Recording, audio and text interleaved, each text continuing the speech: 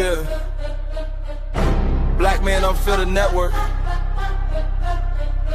We ain't here to play nice. We here to flip everything they told you was normal. Hey. Yeah. Yeah. Hey. We flipping tables. Yeah. We breaking labels.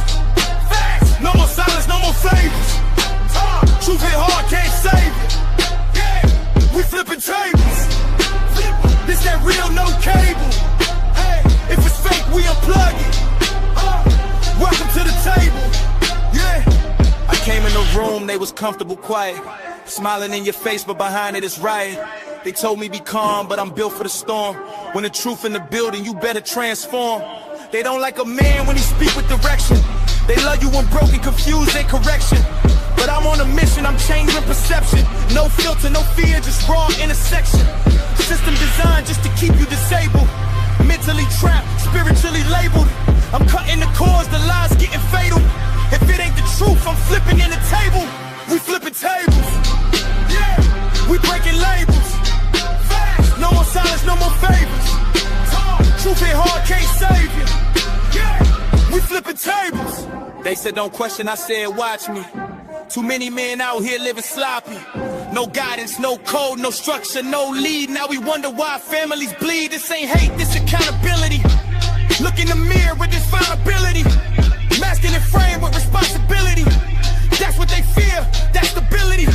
I'm calling it out, no sugar, no glaze. We breaking these cycles, we shifting in the phase. Legacy built, not lost in the maze. We done being silent, we enter a rage. This ain't just a podcast. It's a movement, it's a reset. If it's built on lies, it gotta fall. We flipping tables, no fear, no fables. Black men rise, we stable. Now we changing the label. We flipping tables. Truth is non-negotiable. Black man unfiltered. This the voice they ain't controlling. Flippin' Tables podcast. Black man unfiltered network. If it don't make you uncomfortable, it ain't real.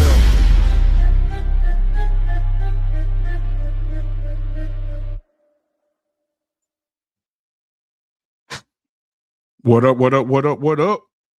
Hey, listen, man, I am glad that you guys are here tonight.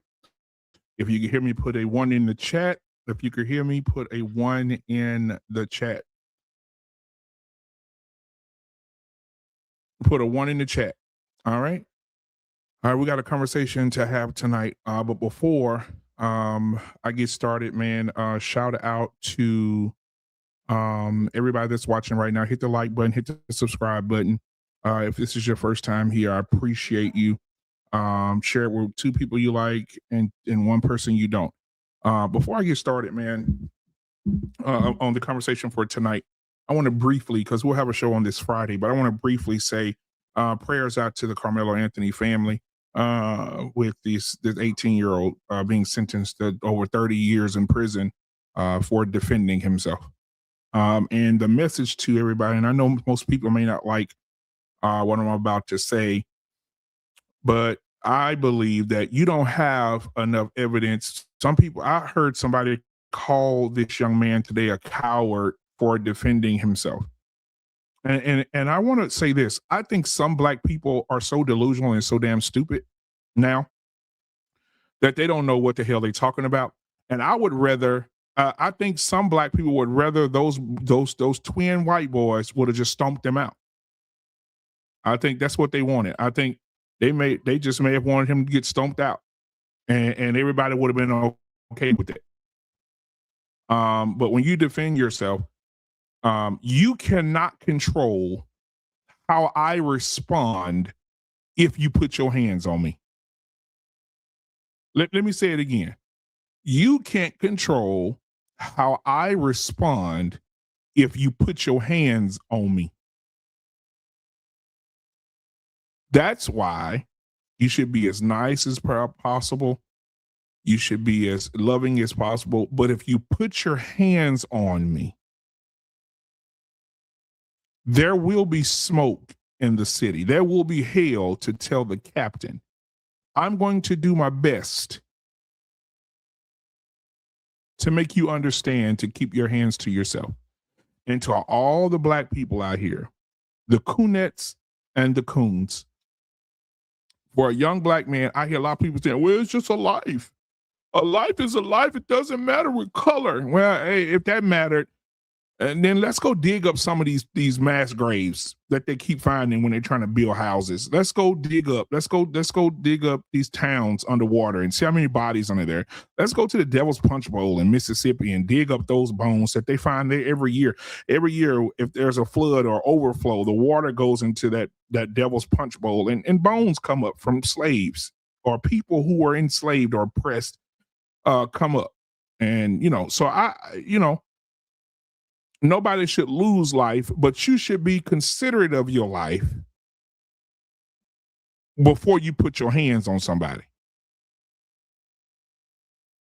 I ain't the baddest man in the world, but if you put your hands on me, I'm going to leave my signature. If you put your hands on me, you can't control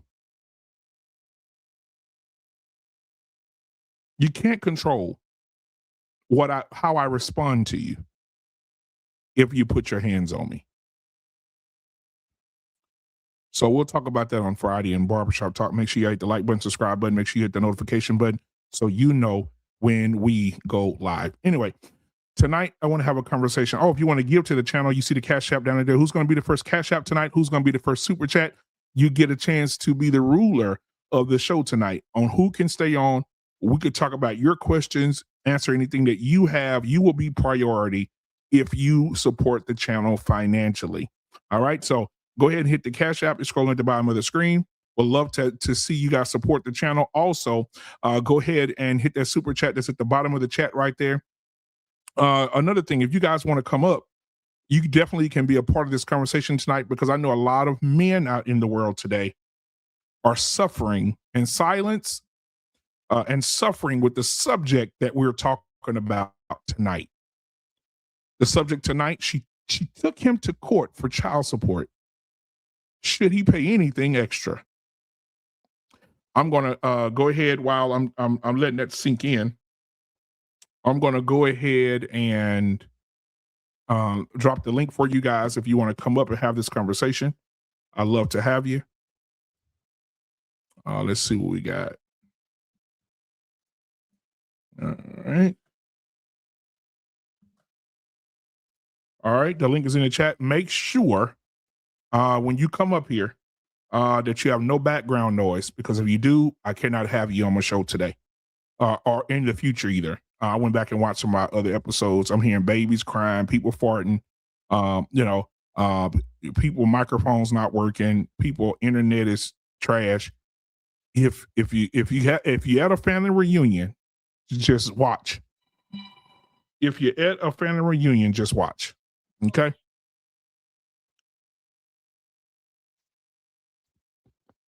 So, but I want to talk about this tonight because I think this is important to talk about.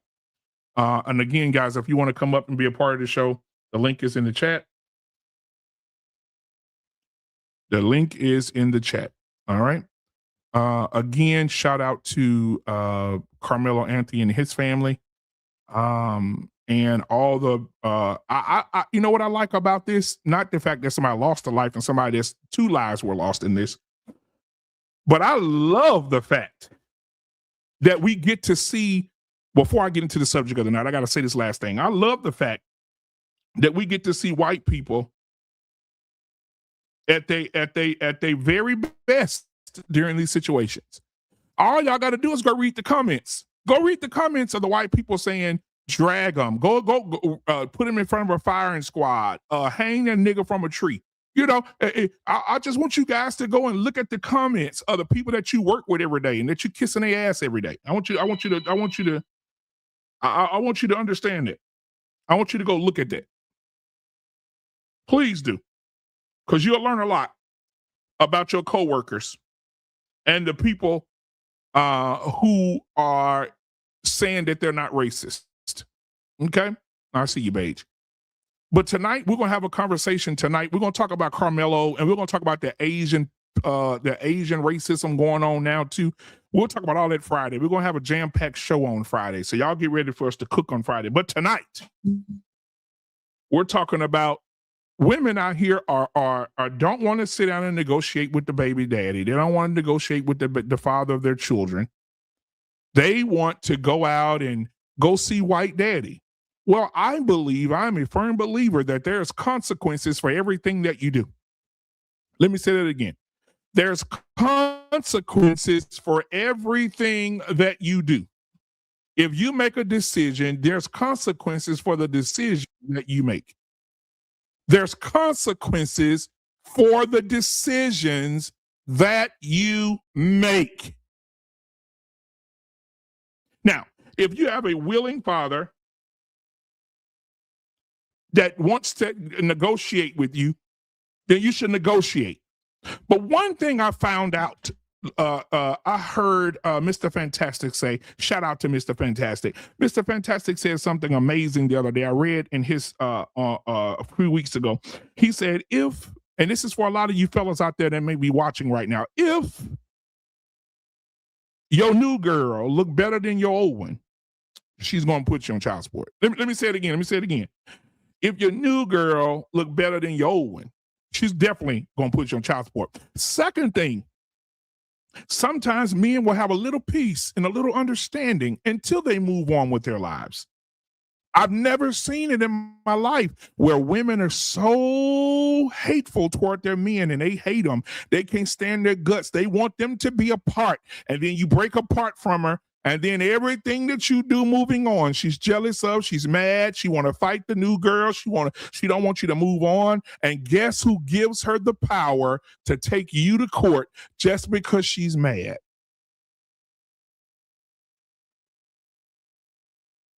Guess who gives her the power to take you to court just because she's mad? Just because she's upset. White daddy. White daddy, as he's always done, said, hey, don't worry about it, Sheikah Shay. Don't worry about it, Keisha. We got you. He got a new chick. Come here.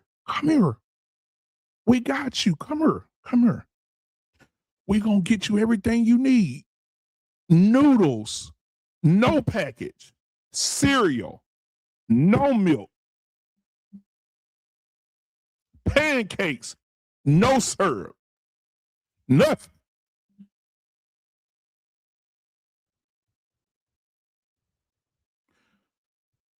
Powdered milk, no milk. Nothing. That's what the white man said, come here, we got you. We're going to take real good care of you. And they're going to give you everything you ask for. They're going to give you everything you want. This is an agenda.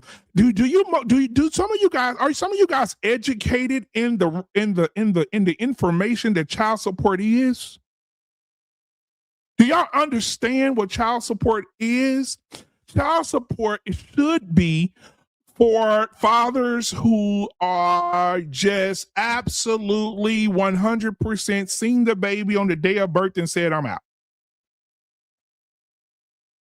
Child support, matter of fact, I believe that the court system should allow the child to live with the parent who is more substantial. Why is the courts granting why is the court granting custody to women who are on Section 8 and the fathers have moved on, remarried, got good jobs, making $100,000 a year, and he can't get custody of the kids? The court should immediately give the kids to the father. It will only help with the state. But guess what I found out, guys? I'm here in the state of Texas. Guess what I found out in the state of Texas? In the state of Texas, they got several ways of putting that unlubricated broomstick up your ass and turning it left and make you say, They got several ways to show you. How they gonna get you? They got several. How they gonna fuck over? They got ways that they can retro back child support from years and put you in immediate debt, federal debt. You can't go out of the country. You can't get a car loan. You can't get, goddamn it, I done found out now doing my research on this matter tonight, you can't even get an apartment no more if you have back child support. Can somebody talk to me?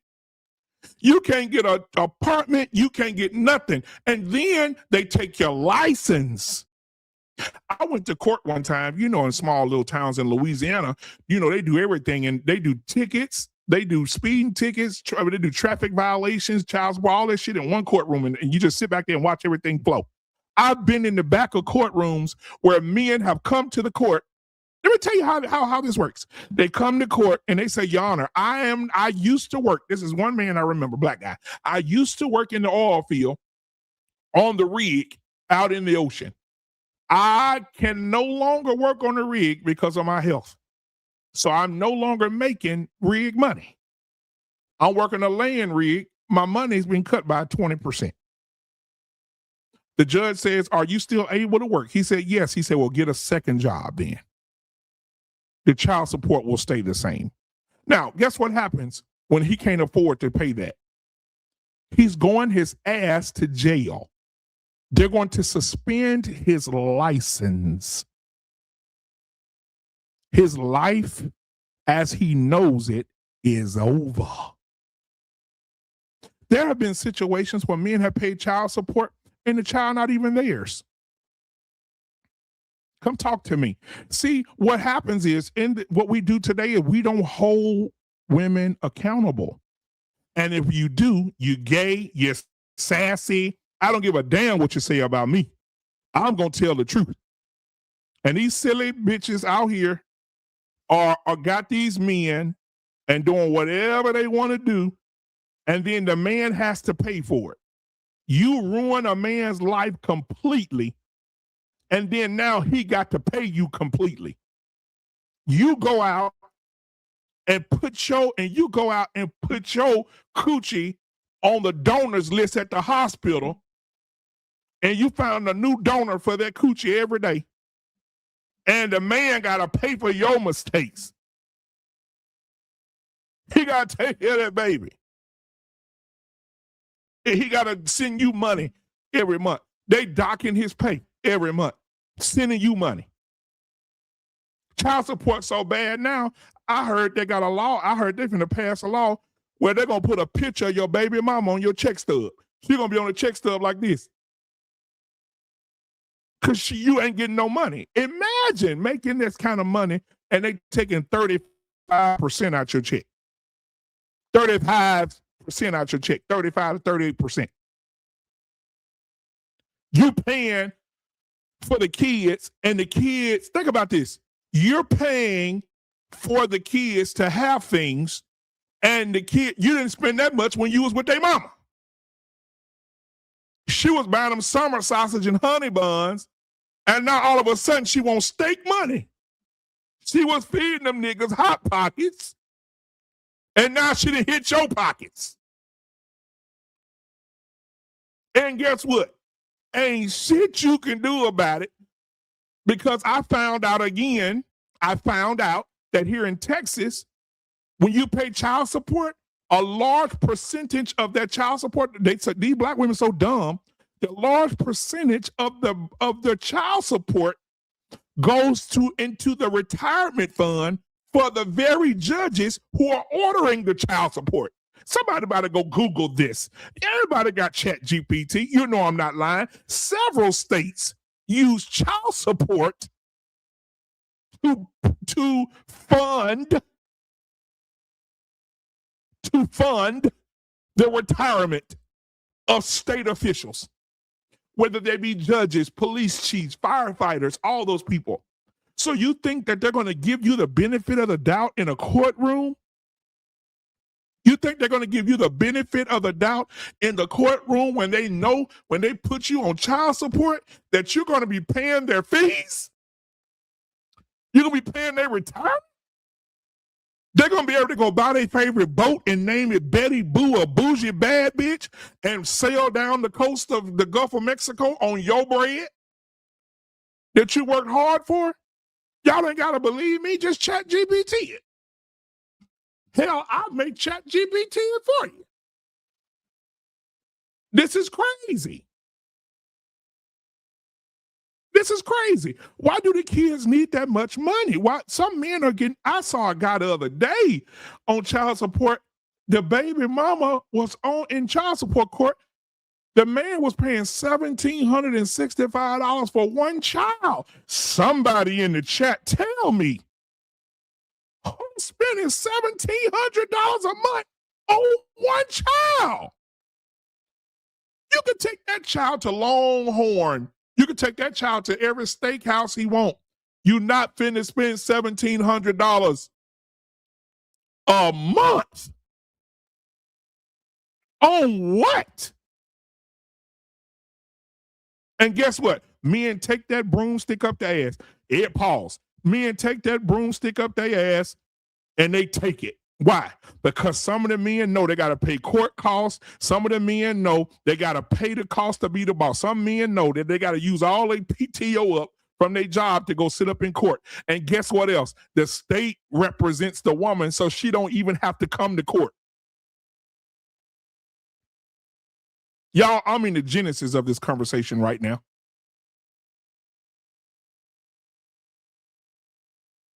Ain't it crazy? She don't have to show up. She can go to work. She can go to work and have a good old time at work. And girl, guess what? My ironing court this morning. Guess what, girl? I'm finna get that child support.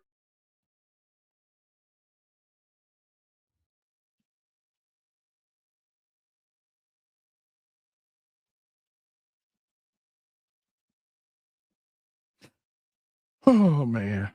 You know what? I really want some men to come up here tonight that ain't scared. If you watching right now and you a man and you ain't scared, come on up here. It's okay. It's okay. Listen, ain't nobody gonna mess with you over here. Okay? You have the freedom to say what you need to say.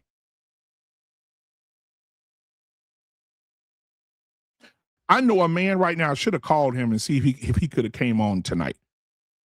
But I know a man right now, his son was in the car with his ex. Hear me now. In the car with his ex, they had an accident.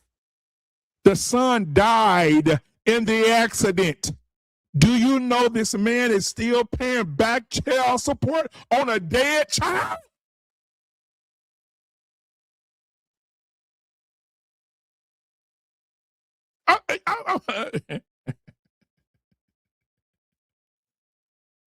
Oh. Do you know that? Do you know that that man is still paying child support, back child support on a dead child? Every time he look at his check, he's seeing a deduction for a child who's under the ground. What does the mother need now that the child is dead? What does he need now that the child is dead? I know a man right now. My shout out to, I ain't gonna say his name, but he real close. I'm close to the guy. All right. I sit and talk to this man sometimes. This man is over $100,000 behind in child support. Y'all may be thinking, oh, he a shitty ass dad. This shit, he ain't paying his child. That ain't it. He's in the state of Texas. If your child is 12 and under, you can, and she put your ass on child support, it can retro back 12 years. If you have 2 children, that's 24 years. That's 12 years total, 12, however many years it's going to be. And they're going to retro that shit back. 12 years. And going to put you in the financial bind like a motherfucker. And guess what? Ain't shit you can do about it.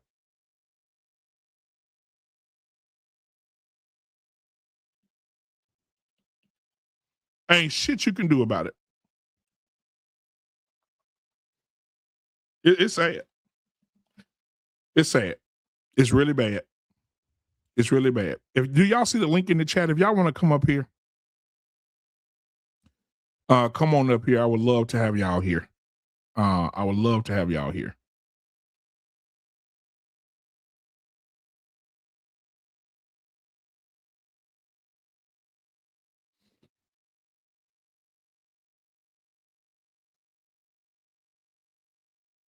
I got it right here. I want to show y'all something.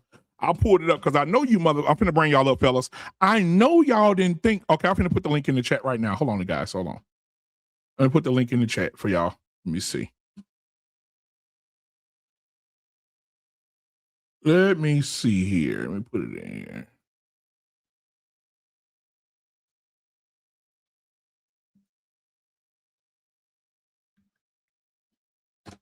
All right, make sure y'all cameras are on. Make sure your children are asleep.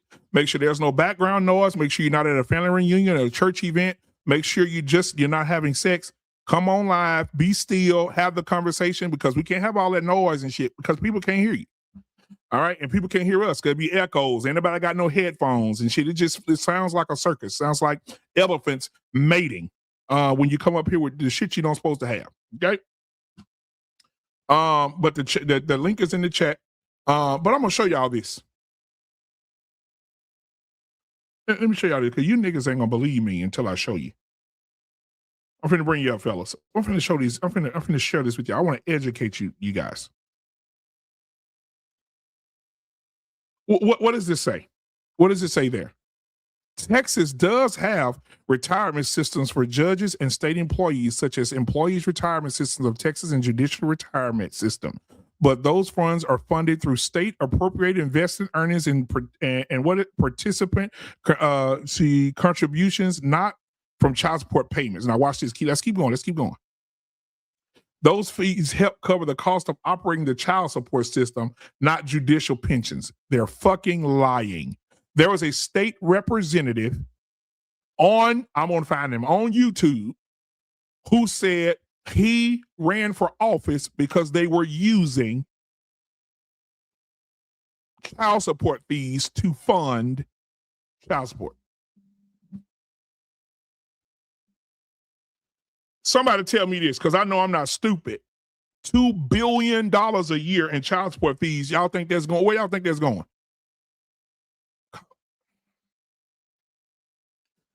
Like I was saying, we're going to get it. This is just the first part. We want to deconstruct the first part of this bullshit, because it is bullshit. Child support, the entire system is bullshit. Not only listen, niggas, not only do you have to pay child support, but you got to add them to the insurance too. So child support, insurance, it almost makes you just be like, God damn. So let me give some advice to some of you young men out here. Find you somebody in another culture. Find you somebody, right? I will start crying. Let me tell you something. I'll probably go to have a nervous breakdown and my son walked in the door with a black girl with lashes on, weave on, snapping her fingers, popping her fingers, loud and obnoxious. I'll start crying, because I know if he put a baby in her, she's going to ruin his life. I pray. Hell, my son dating a girl right now. I don't, he grown, but I don't approve of it. Shit. She ain't nothing. She nothing. She full of shit. She ain't nothing. I don't approve of her. But I think the girl gave him, I think she could suck a computer through a bank window. And that's probably why he over there. But I hope and pray. God, I've been praying. God, please, God, if you can, do me a favor. Please remove this dingbat, Billy bat away from my child. Please, Lord. Let her wake up one day and say, I don't want you no more. I don't want you no more. Well, I'll go celebrate. I'll take my son out and buy him a steak. But I'm telling y'all right now, all jokes aside, please watch where your penis goes. Because if your penis goes down the wrong cave, the bat's going to bite the dick off. Let me tell you what's going to happen. If you put your penis in the wrong cave, the bat going to bite your dick. Okay? I'm tell you that now. Ladies and gentlemen, I'll bring up some fellas tonight. Well, I don't know. He ain't got his camera on yet. I don't know what's going on. Do y'all see the link in the chat? Let me know. Put a 1 in the chat if y'all see the link in the chat. Make sure I pin it. That's if you want to come up. Come on up and let's have a conversation. But then I'm going to say this, and then we're going to get into the show. Bring everybody up. I want to say this too. Men are being told to pay child support. And then on the flip side, the women have the audacity. The women have the audacity. Yes, in the chat, T-Max. The women have the audacity to ask you for extra money outside of the child support. Who the fuck they do that at? I'm going to give you money like the dude that's paying $1,700 a month in child support. He paying $1,700 a month. I guarantee she still send that child over there for shoes and shit. Sports fees and shit. Men need to stand up and say, if you went to white daddy, you're going to get what white daddy gave you. It's not my response. You went to the white man like I was irresponsible. Now that I am now that you're making it seem like I'm irresponsible, then and you forced me into something that you could have just talked to me about and we could have discussed it and took care of it. Guess what? Now you're gonna get what I fucking get. You're gonna get what the man told you to get every month. Don't call me about no shoes. Don't call me about no fees. Don't call me about no trips. Don't call me about no graduation. Don't call me about no nothing. Whatever you get is what you get. Some of these niggas out here are still giving money to these hoes, and they're taking 30% of your check. You niggas are unbelievable. And guess what? The women will say, that's a good man. That's a good man. That's a good man who can take 30% of his living and give it to his child and then give him another 15% on the back end because I'm spending the money on me.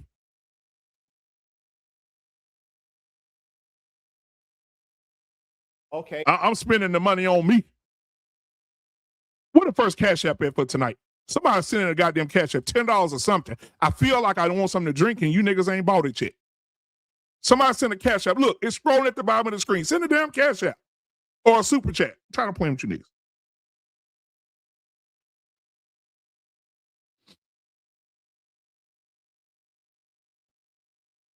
And then guess what? The woman go and get married. She start regurgitating on another penis. And guess what happens? Now she got choked 30% of your income, 100% of his income. And now you become stepdaddy because the new nigga becomes daddy because he there with your kid 24 hours a day. And you still going to be putting out 35%. They still going to be hitting your ass up. Ain't that some shit? Ain't that some shit? All right. Super chats, y'all. I ain't seen no super chat yet, y'all. We cooking. I ain't seen no super chat yet. And I'm waiting on these fellas to come up here. Listen, this is not a conversation for you niggas to be scared of tonight.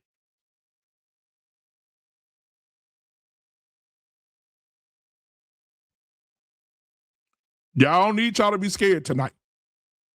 We need to have this damn conversation. All right. Ladies and gentlemen, my brother from another mother's in the building. Give it up for yours truly, the one, the only, all the way from the state of Michigan. Guys, where it's cold enough to freeze your nuts to the side of your pants. When you unzip them, your dick fall off. Ladies and gentlemen, put your hands together for yours truly. Thank you. Hey, you muted. What's going on, boy? What up, though? What up, though? Yeah. What up, though? It's good seeing you, brother. Good seeing you too, man. Listen, brother. What's wrong with these niggas? Matter of fact, JT, how do you feel about, I know you part of been in this system before. You talked about it on these shows before. How do women have the audacity to drag a man to court, let the man suffer, and then have the audacity to come back and ask that man for extra money on top of what the white man already put his foot on his throat and made him pay. Yeah. I am a survivor of child support, retroactive child support, which what they call it. Retroactive.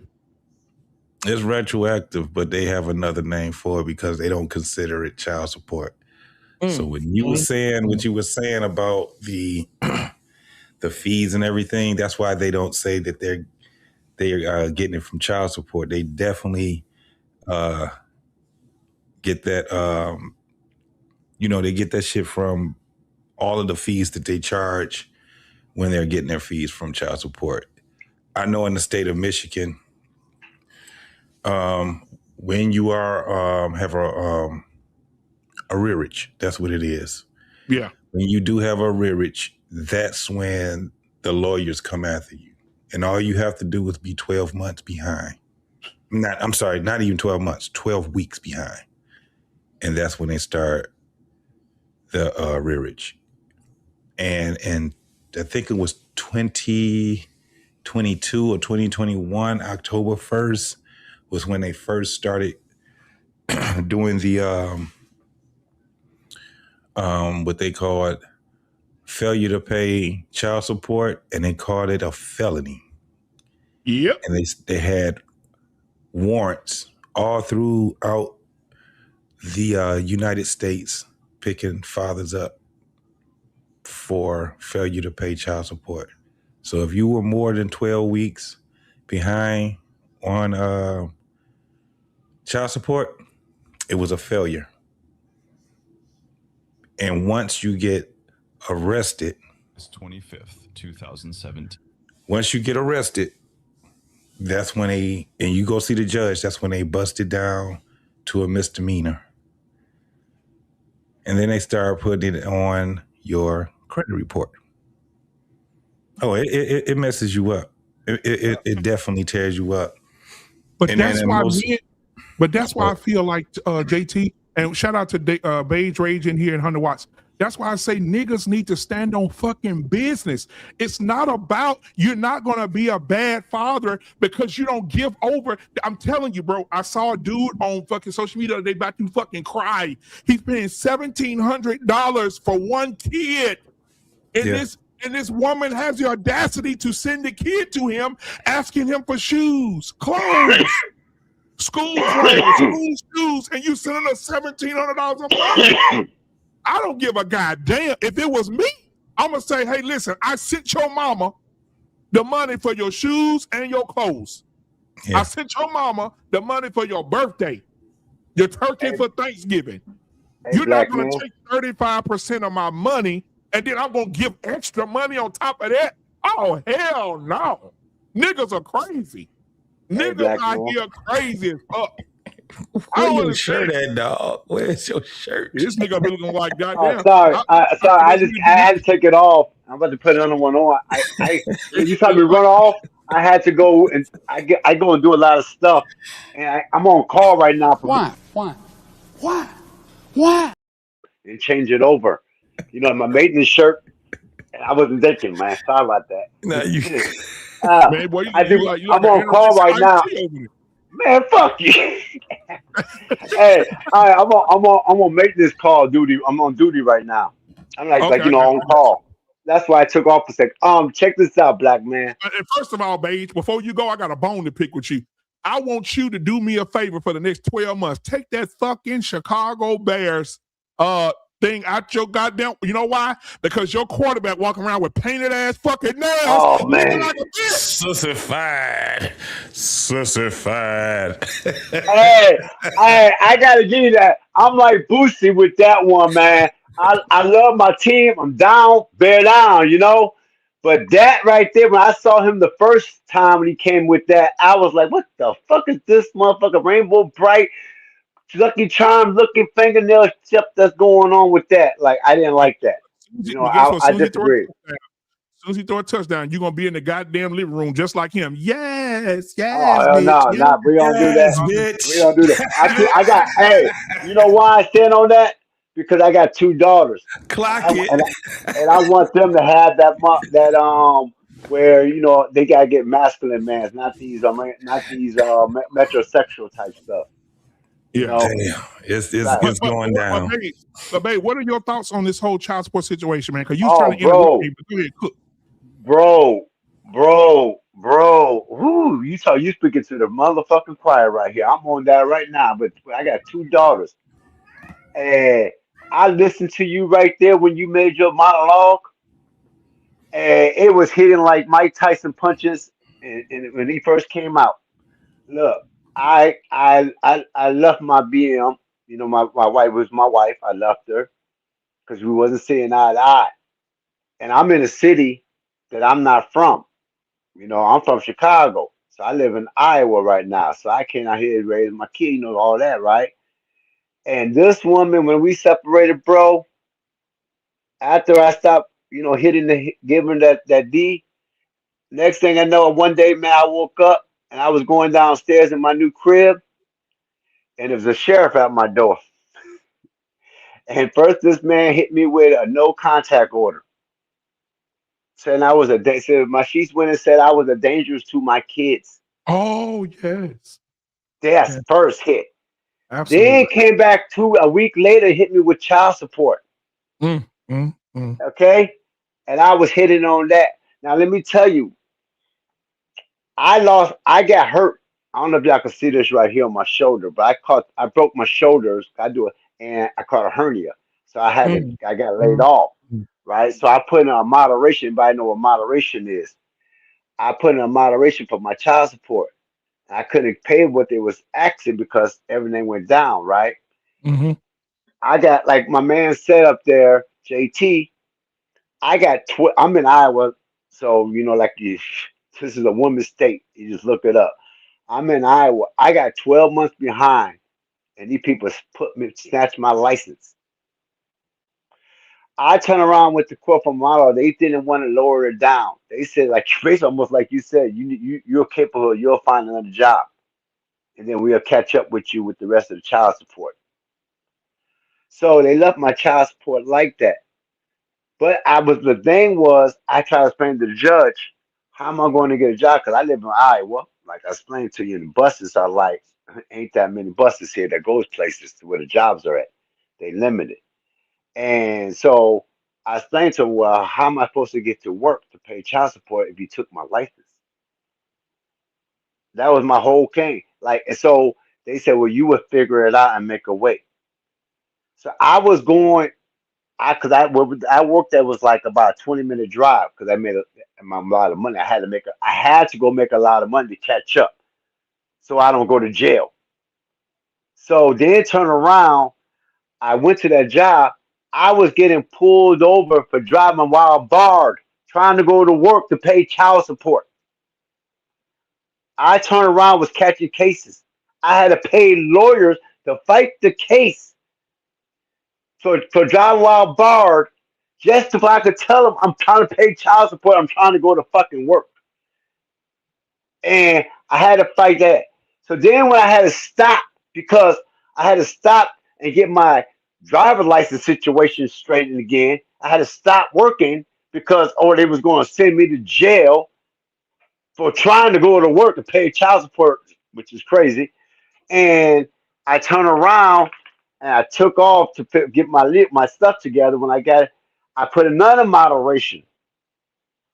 Okay, they denied it. I got my stuff together. I put in a moderation, help me with my thing. I turned around and paid me more. What I said, I'm gonna stop my this. You can't stop your moderation. This is up to your baby mama now to stop it, to withdraw it. These people turn around and found how much I was making and charged me $700 per fucking kid. When I was making, they was only giving me 250 per kid. And I told them, how am I going to plus pay all this with court fees? Also pay for my license to keep coming back. Also pay for my license, stay legal, because you got to pay to drive with a TRL. You got to pay them $100 a month and keep insurance just so you can go to work legally to pay my child support and pay my rent. And I asked them, can I get a moderation break it down? They said, no, you make enough. If you don't, you could go get a second job. At the same time, while my daughters, because they both in middle school right now, ask me every time for something. And when I tell them, get it from your mama because I pay $700 for both of y'all, each one of y'all, I'm pretty sure I don't know what's $1,400 going rent and all that stuff. Then I told the judge, I said, Your Honor, I thought this was like 50-50. Why y'all not taking her income? They don't even take her income in to make Nope. it They right. don't consider. So Nope.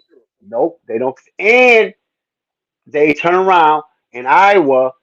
She could claim the kids on her taxes, and child support is not considered income. It's only considered income if she's purchasing something, so she can use it as income to buy a house, get a car. Yep.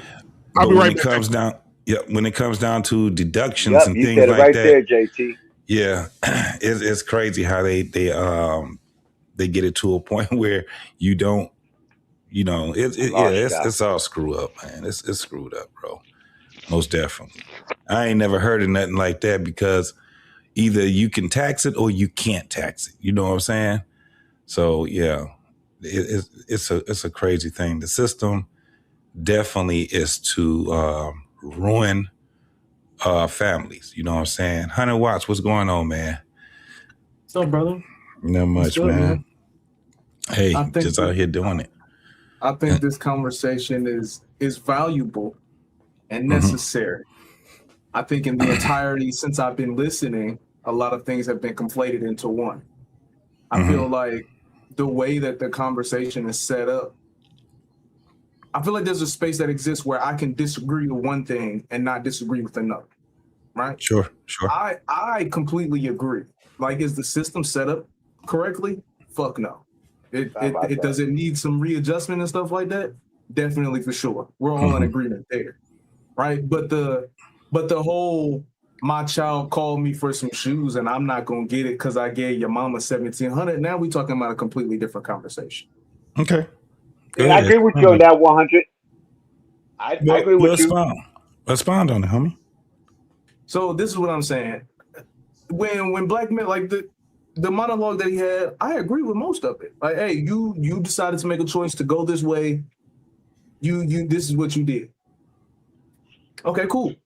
But that to me has nothing to do with your 13-year-old child calling you and say, hey, yo, dad, can I go to, hey, you can send me $40 so I can go to the movies? Like, I think that the thought process behind what he's explaining is a little fucked up because now your child is getting charged for some shit that his mother did.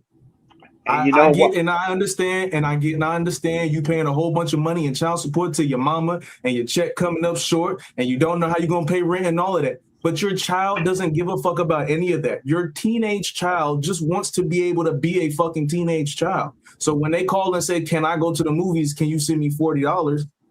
Your child don't have no give a fuck about what you and the baby mama got going on. Hey Watts, can I clarify something real quick? Because I got cut off. Because when you see me cut off, sometimes I get a work order come in, and so I got to take it, and see what it says. If I know I got to leave, I didn't get to clarify this. Just when I said that, I said my baby mama, I pay her child support and go get it. My daughters got cash apps. Okay, when I send them money when they want something, I might say that man, oh, you need to ask your mama because I give her all this money. I tell her that for a reason is because I want them to know I give your mama money. Why she's not giving it to you? Why you not getting it? But at the same time, I make sure that I don't put them. I don't say, oh, I'm not going to get you that because I give your mama that because I'm the first one they know when they call daddy. Daddy's jumping on that horse and he's riding into the night saving everybody. I'm gonna go buy it. I'm gonna go take care of it. I'm gonna go get it, and I don't care. That's I'm me. gonna say, and I'm gonna say that my thought process comes from this. My mother and my father, when they split up, there was a whole lot that happened. There was more that I was aware of than I think they knew that I was aware of. Okay, and I'm gonna tell you this. I'm gonna tell you, I guarantee you this. If I would have ever called my father and been like, "Hey, yo, dad, you could hook me up with some cleats," and he said, "Ask your mama, I sent her money," I promise you, he would be a whole ass nigga to me for the rest of my life. But that's not fair. That's That's not not fair. fair. Watts. Okay, but stop. See, and that's the problem right there. If I am a teenage child and I am trying to play football, I don't give a fuck about That's the not fair thing. That's what I mean. I'll be quiet and I'll let you expound. No, I don't disagree. I mean, I disagree, but I'll let you expound. Yeah, the not fair part is, as a kid, you're going to have to understand, because you're put in a position where you have to be able to understand both sides of what's happening right now. The problem that we have, 100 Watts, where we have a lot of kids growing up, is for the simple fact that a lot of fathers are the ones that don't say anything to their kids until they get older. And the mama is the one that's using that kid as a shield. And that's what's not fair. So when you're talking about money, this is money that a lot of men don't have. And a lot of these men, because they get caught up in that system, they get more than 50% of their fucking check getting taken back from them. They also get their lives ruined. So they're trying to be a father on the outside of having that. On top of that, they're paying child support that they probably can't even fucking afford, but they're forced to do it anyway. And on top of that, a lot of these men end up losing their job. So to say that because of a kid, they don't give a fuck, that is the wrong attitude to hold, my guy. This is what I'm saying to you. Okay, but this is what I'm saying to you. With everything that you just said, if a grown man will have a conversation with his child to explain that is completely different than saying, "Oh, go ask your mom." But it's not an easy thing, though. Okay, so now what you're telling me is the responsibility of being fair is more on the child than the adult. No. It's more on the other adult. What you're not understanding is the mother is putting that child in that position. Thank you. Because right if there. she would not put that child in that position, then she wouldn't have to worry about that man explaining it to him, because they could do it together. They had that child together, right? But she acts like a chicken, like she was the one that laid the egg, and this nigga is the lick. So you can't put that in a whole box and say, hey, well, it's, as a child they shouldn't give a fuck. At a certain age, they're going to have to, because it's going to be a whole lot of times they're going to hear their dad say, no, I can't do it. Okay, and what I'm saying a lot of times their mother push them that way. A lot of times a mother tell them, go ask your father for it. And usually then now you're looking like the bad guy when you got to tell them, no, I gave your mama this money, okay? I did this. Sometimes you got to send it back to that person and say, no, I gave your mama this money. Why she's not doing it? And then when she don't do it, then somebody like me, I'm gonna say, now you see your mama ain't did it, like when I'm gonna take care of it. Because sometimes you gotta let your kids know. Just like you said, 100 Why you didn't know what was going on with your parents after they broke up. No, I knew more. Somebody like me, I knew more than they thought I did. Okay, my bad. But see, I want my kid. I want to be clear. I want my kids. I want to be upfront with them. I want them to know what's going on, so they could see what's going on, because I already know their mother is going to give them her side or whatever it is, because they're constantly over there. So I want them to be aware. When I say, I give your mother this much money, what is she like that? Because kids ain't stupid, like you said. You ain't stupid. So hold on. We got. I want to respond. We got Beans in the house. What's going on, my boy Beans? I want to say this real quick. I was hearing it while I was doing what I was doing in the background. I was hearing that if you said that if you called your father and he said, ask your mama, he a whole ass nigga to you for the rest of your life. That's what you said? I was being sort of hyperbolic when I said it, but the sentiment that I was making still stands true. Yes. So what does it make your mother for her not getting what you need from the money that your daddy's sending?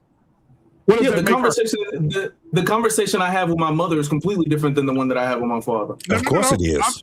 Okay, hold on. But if this is the thing. I keep saying we have this Tupac syndrome. Okay, I'm gonna be clear. Black man, I'm gonna be clear. I'm not absolving her of nothing. She's still on bullshit too. But you said daddy would be a hoe ass nigga for saying ask your mama, but he put the money in your mama's hand to take care of you. So what does it this make is what I'm your saying. mama? But this is what I'm saying to you. If I call my father and he has a conversation to say, look, son, I'm gonna explain to you what's going on. I can respect that completely different than, nigga, what? I pay your mama child support. I ain't doing that shit. Those Well, are you two gotta- completely but different no, hold conversations. Same day. Hold on. No, it's not. 100 No, watts. it's not. Well, hold No, on, it's not. 100 watts. Just It's to be completely fair. different. Just to be fair. Wait, hold on. Just to be fair. So if you were saying that it was being hyperbolic, then that explanation, you have to give that the same credence of that is being hyperbolic. Because No, most I'm not men, done. Okay.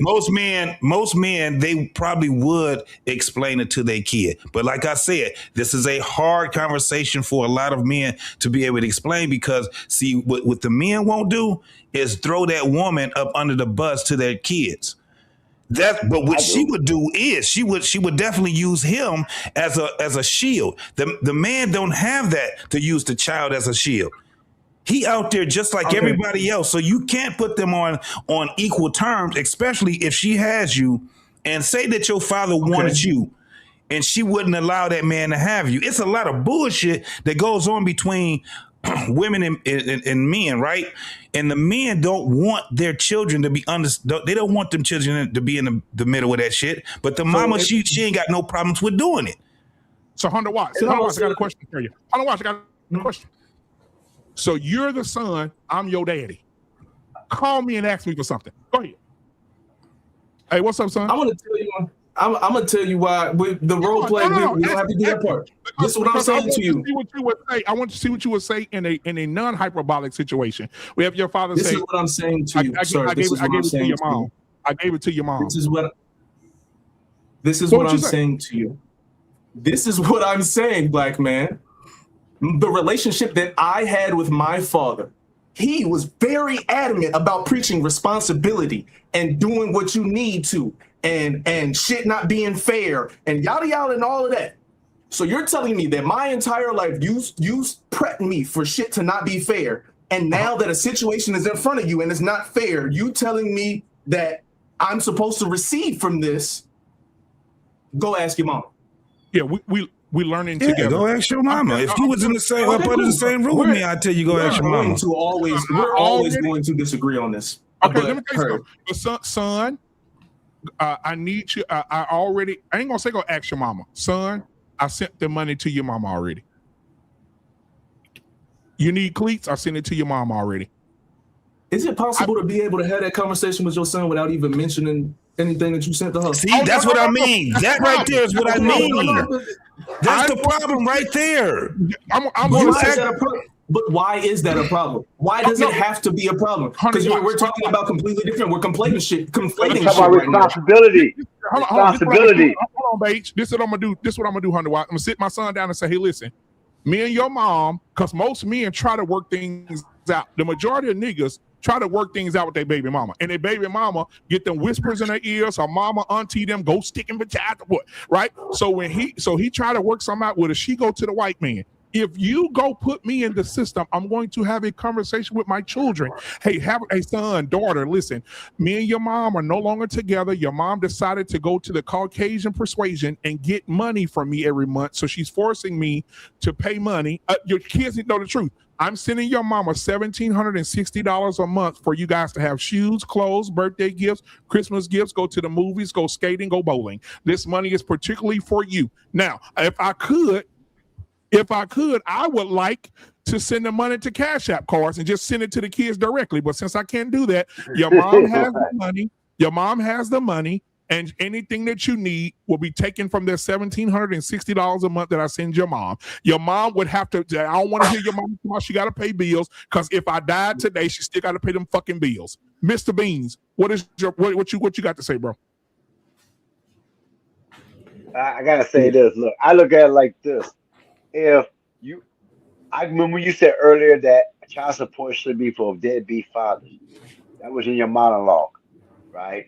And I agree with that, because a lot of people put a lot of mothers be greedy. They put their fathers on child support because they know that no matter what, that man's going to do what he's going to do to take care of that kid, and she get to keep the extra money behind it because that's where the law is messed up at because it's good fathers out there, good fathers that child support destroys them. It destroys the father because if he can't pay it by hook or crook, he going to jail. He's gonna be homeless. If I don't get a house to take care of for my kids to come over, then I'm gonna lose custody of my kids. I'm not gonna have the right to see my kids. They're gonna say, "Well, you don't got a stable home." Well, motherfucker, I can't get a stable home because you're taking all my money. You know, I can't get this because you won't let me get a job because you took my license. You know, and I always feel like child support, a judge and like the system should be said with it. If you know the father ain't doing it, then it ain't. I think the cards should be given to the kids more responsibly because if you're telling me my kids got to pay $375 or $275 on a light bill, how much light is they using? My kids are not. They at school 8 hours a day. You at school 8 hours a day, so I know my kid ain't using all that food and all that. So what are you doing with the rest of the money? You know, to Exactly. get this much, what logical thing that, and then if you say you putting her income with it, where is that coming at? Because where's the income coming at? Because they know in the mathematics that I'm paying this much, and I got lawyer on that. Exactly. You know what I mean? I'm bear witness to child support. I'm pretty sure my man Beans over here, you know, he knows exactly what I'm talking about. I like to hear Hey, what he so had to say. Beans, yeah. Come on, Beans. What's your thoughts, man? Hold on 1 second. Let me just clear this tab real quick. Okay. Yeah, man. Nigga, you naked or felt something? it too when you said that you responded to. Huh? Is you naked or something? No, I'm not naked. Why we can't It's see just your pocket? the lighting is bad in my house. I'm not in my office. I'm actually in the living room, and the lighting is bad in here. I tried to use it earlier, so it just looked horrible. I just didn't want to use it, so that's why I just put my video up there, so at least it would look good on screen, you know. But Okay, go ahead. yeah, the lighting is horrible in here, bro.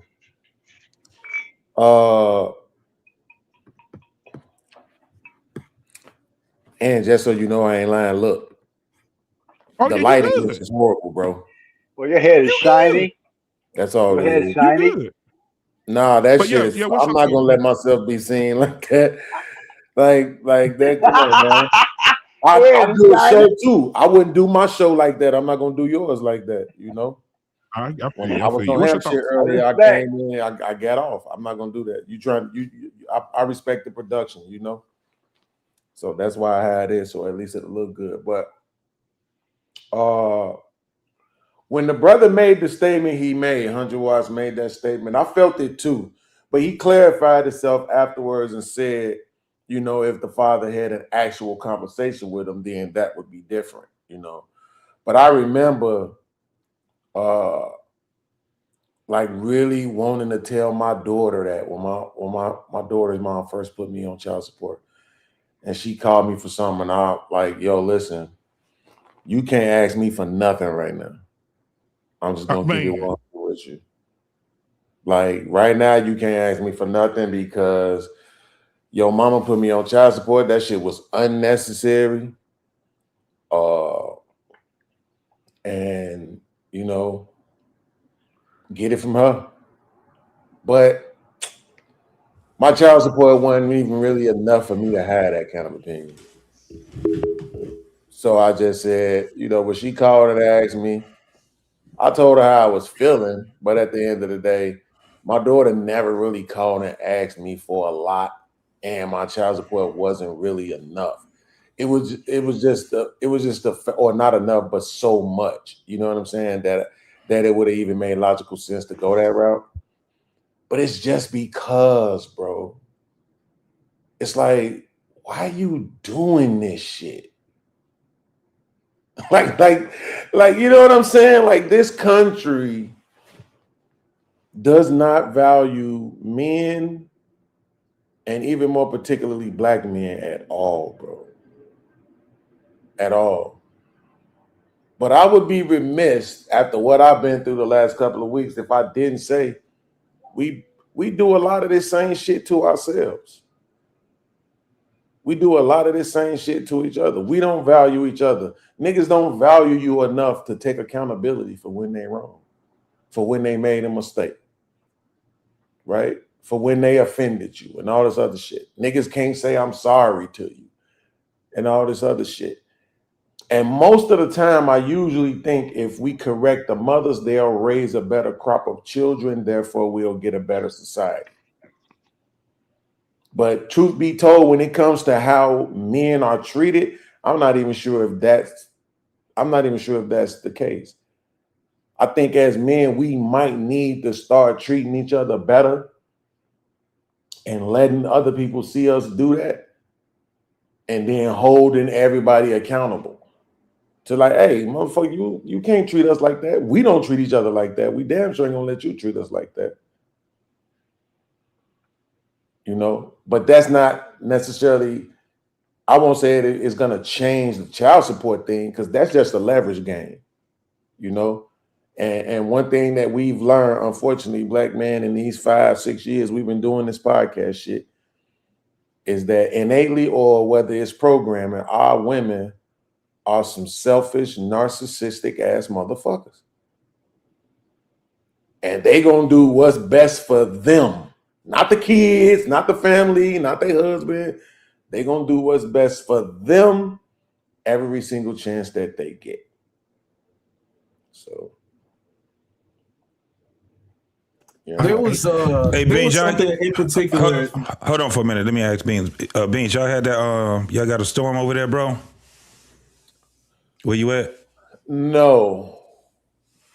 Oh yeah, it's over here. It's storming like a motherfucker over here. Now So we I thought did y'all get probably- a flood warning earlier. Shit disturbed the shit. I mean, that loud ass warning, but other than that, nah, it's been pretty smooth. Okay. So, Go ahead, so honey. what's your thoughts on the world?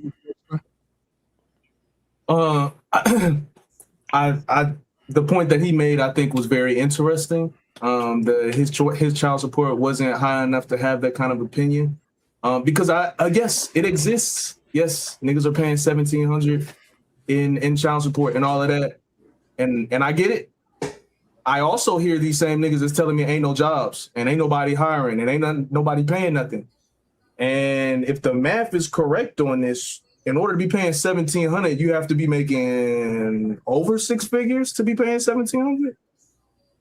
So if you, It depends on what state you're in too. I know, and I understand. Look, this is the basis of the point that I'm going to make.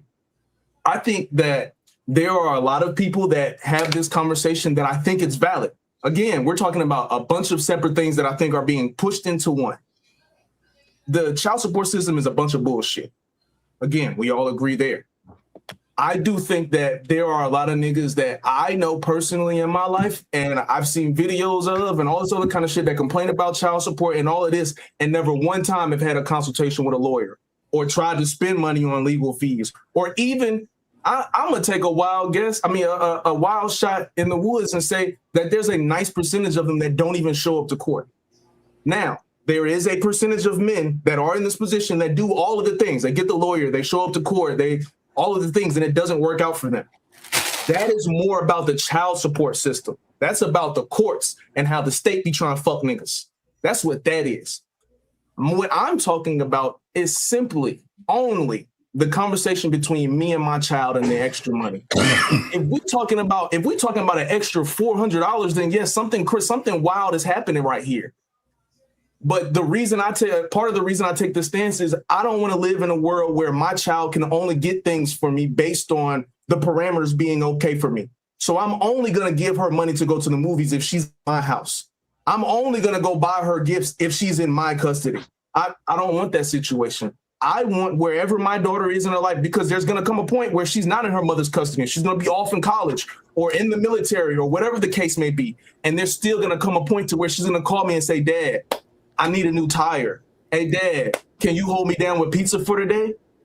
And I want her to have that. Like, I don't think that I should open that opportunity for her to receive that from me after she graduates and get out of her mama house in order for that to come from me. Like, it should just be whenever it is. Now, again, if we're talking about $400 or money on a light bill or something, I do think that's crazy.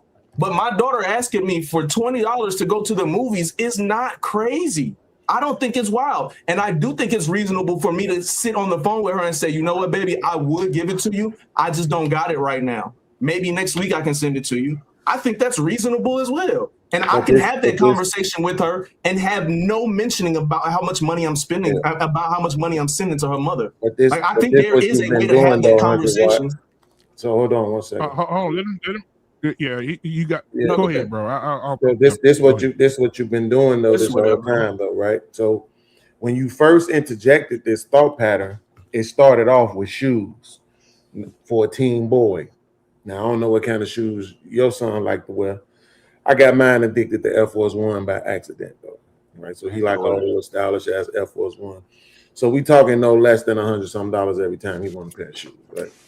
But then in your next example, you went to $40 if your daughter asked for it, and now you dropped all the way down to $20, right? So I think what that's showing, that pattern to me is showing, right, is that you're discounting the men's gripe, right? It's not about $20 and it ain't about $40, right? It's about the fact that you calling me and asking me for an amount of money that you should absolutely be able to go and get from your mama based on the amount of money I'm sending her, particularly if she also has a job or other means of income, right? So that's just logical. That makes all the sense in the world. Unfortunately, to your point, the child support court doesn't, right? So you even said this. You said, yo, in order for a man to be paying $1,700, he needs to be making $100,000 a year, basically, right? So $100,000 a year after taxes is about $72,000. Let's say $72,000 a year, right? You divide that by 12, right? And that leaves you with $6,000, right? And they do it off your growth. That's regular. That's regular taxes, right? That's not including your insurance, health insurance, your car note, your car insurance, your rent, light, gas, internet, cell phone, your food for the month, your gas and your car for the month, all that other shit, right? So not to mention you got your savings, your 401k, all this other shit that you might be dumping into. And then on top of all that, you paying another motherfucker's rent, light, gas, food, and all that other shit at $1,700 a month in a whole nother apartment. $1,700 a month is more than half the nation's bills for the month. I swear to God, if you look that up, right? So what I'm trying to say is this: that sound like, oh, but you make $100K, but when you break it down, that shit don't be what people think it be. Thank you. Not to mention everybody has vices. Do this nigga smoke cigarettes? Do this nigga smoke weed? Do he drink alcohol? Do he fuck bitches? They gonna cost you some more money. Gotta take them out. Gotta buy them food. Gotta get a hotel room. Gotta do something, right? It ain't a lot of money. And then for somebody to be taking $1,700, see, then this, I'm gonna say this and I'm gonna land, brother, just so you can understand. The worst part about it is it's somebody else taking the money from you, right? They're not giving you a chance to parent your own kid with your finances, right? They taking this money from you. And this is the worst part right here, because as a mom growing up with my mom, guess what my mom was able to do sometimes? No, I don't got it this month. With child support, you don't get to say, no, I don't got it this month. They taking it. Yep. I think that's the problem. People want to look at just the economical side of it, but it's also a psychological component to it, bro. And the more they taking, the more that psychological impact is there. Like I said, I got over the shit that I had because my child support wasn't even $100, nigga. So I was like, I was able to get over it. I was happy. Stupid bitch. This is what you get. Now you put me on child support. You can't ask me for nothing. My daughter can, but you can't ask me for a fucking thing. And for sure, she would have definitely been getting more than that if she'd have just let me pay out of pocket. But I she was did. getting more. That's the point. And I'll add to that real quick. And I agree with you, Beans. It's not about the amount of money. It could be $5, $10, $20. The purpose, I wanted to chat GPT it because I want to help understand what is the purpose for child support. You better off using Bixby. What is the purpose for child support? And what I've come to find, I said the stated purpose for child support is to ensure that both parents contribute financially. Both. So if that man's sending $1,700, she should also have $1,700. So that means we'll talk about that later. Even when the parents are separated, divorced, or were never married. In Texas, throughout the United States, child support is intended to help cover a child's basic needs. Okay? Food. Don't call and ask for no Subway because the state says this $1,700 covers food. Don't call me for no school clothes because the state says clothing. Don't call me for no Medicaid or Medicare because you're already on my insurance. I'm paying that too. In Texas, you paying the child support and you put the kids on your insurance. That insurance is expensive as shit. They don't do that here. Let me go down. Let me keep going. They said education related expenses. You need tutoring. I sent the child support. Transportation. Don't call and ask me for no bus ticket or no bus ride or no fees for no bus. I sent it already. And there's other day-to-day cost of raising a child. The legal principle is that children should benefit from the financial resources of both parents, not just the parent they live with the most. Right? So, thank you, Chat GPT. I knew the spirit was going to show me this. Common criticisms of child support in the child support system. Are y'all ready for this? This is why they're calling you asking you for money for shoes. This is why they're calling you asking you for money for food, because it says the number one problem in child support here on Chat GPT, the money is not spent directly on the child, but the personal vendetta of the other parent. This is why the kids are calling you, because the mamas are somebody said that a few minutes ago. The mamas are putting them up to it. Hey, call your dad and ask your daddy for some shoes. Oh, no doubt about it.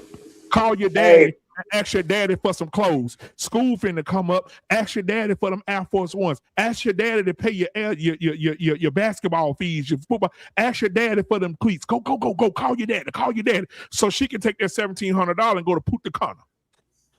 Get the fuck out of here. Out of curiosity. Hey, black man, you know, I'm going to speak from personal experience here, right? And this I could verify. I'm speaking from experience. Like I told you, I was married. My BM already had 2 kids before me, right? One of her being a baby daddy was a bus driver. And the daughter wanted to go stay with the father, right? The father told her, if she comes stay with me, I want the child support back. She did not want to let the kid go and let her daughter go, Katara go there, because she said, if you do that, I can't benefit what I get for child support. I looked at her and said, what? Fuck, you don't need that. You know, because I was making good money at the time, right? And also, I watched her herself use her daughter to manipulate her father to get extra money by guilt tripping. I literally watched it. That's why I'm a norm to immune to what she tried to do. But I literally watch her do it. And I always say this one thing. I'm gonna say this like this. And black man, listen, you always hear me talk on the show. Yeah, go ahead. I was raised by my father, a black man. Okay, my mother was white. My mother left me at 2 years old on my grandmother, my black grandmother's step. Okay, and gave it to her. My dad raised me, you know, after about 5, when I was about 6, my grandma raised me up to 6. You know how that goes in black family. My dad took care of me, and he did it without no child support by himself as a man and didn't ask a motherfucker for shit. So if he could do it, I tell everybody else they could, or any other female they could do it too. And he did it in the 70s and the 80s when it was hard for a black man to really do a lot of stuff that they don't got right now. You know what I mean? So when I tell that story, I could say that, and I tell people if he could do it and without doing it, then you could do it too. So what's the problem there? Hunter Watts, you wanted to respond? Go ahead. I'm curious of something. Say the scenario is, let's say me and some young lady, we have a child together. Our relationship ends.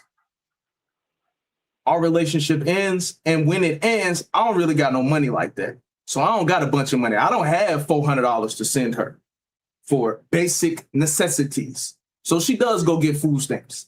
And I end up getting on child support. But here's the thing. We communicate well.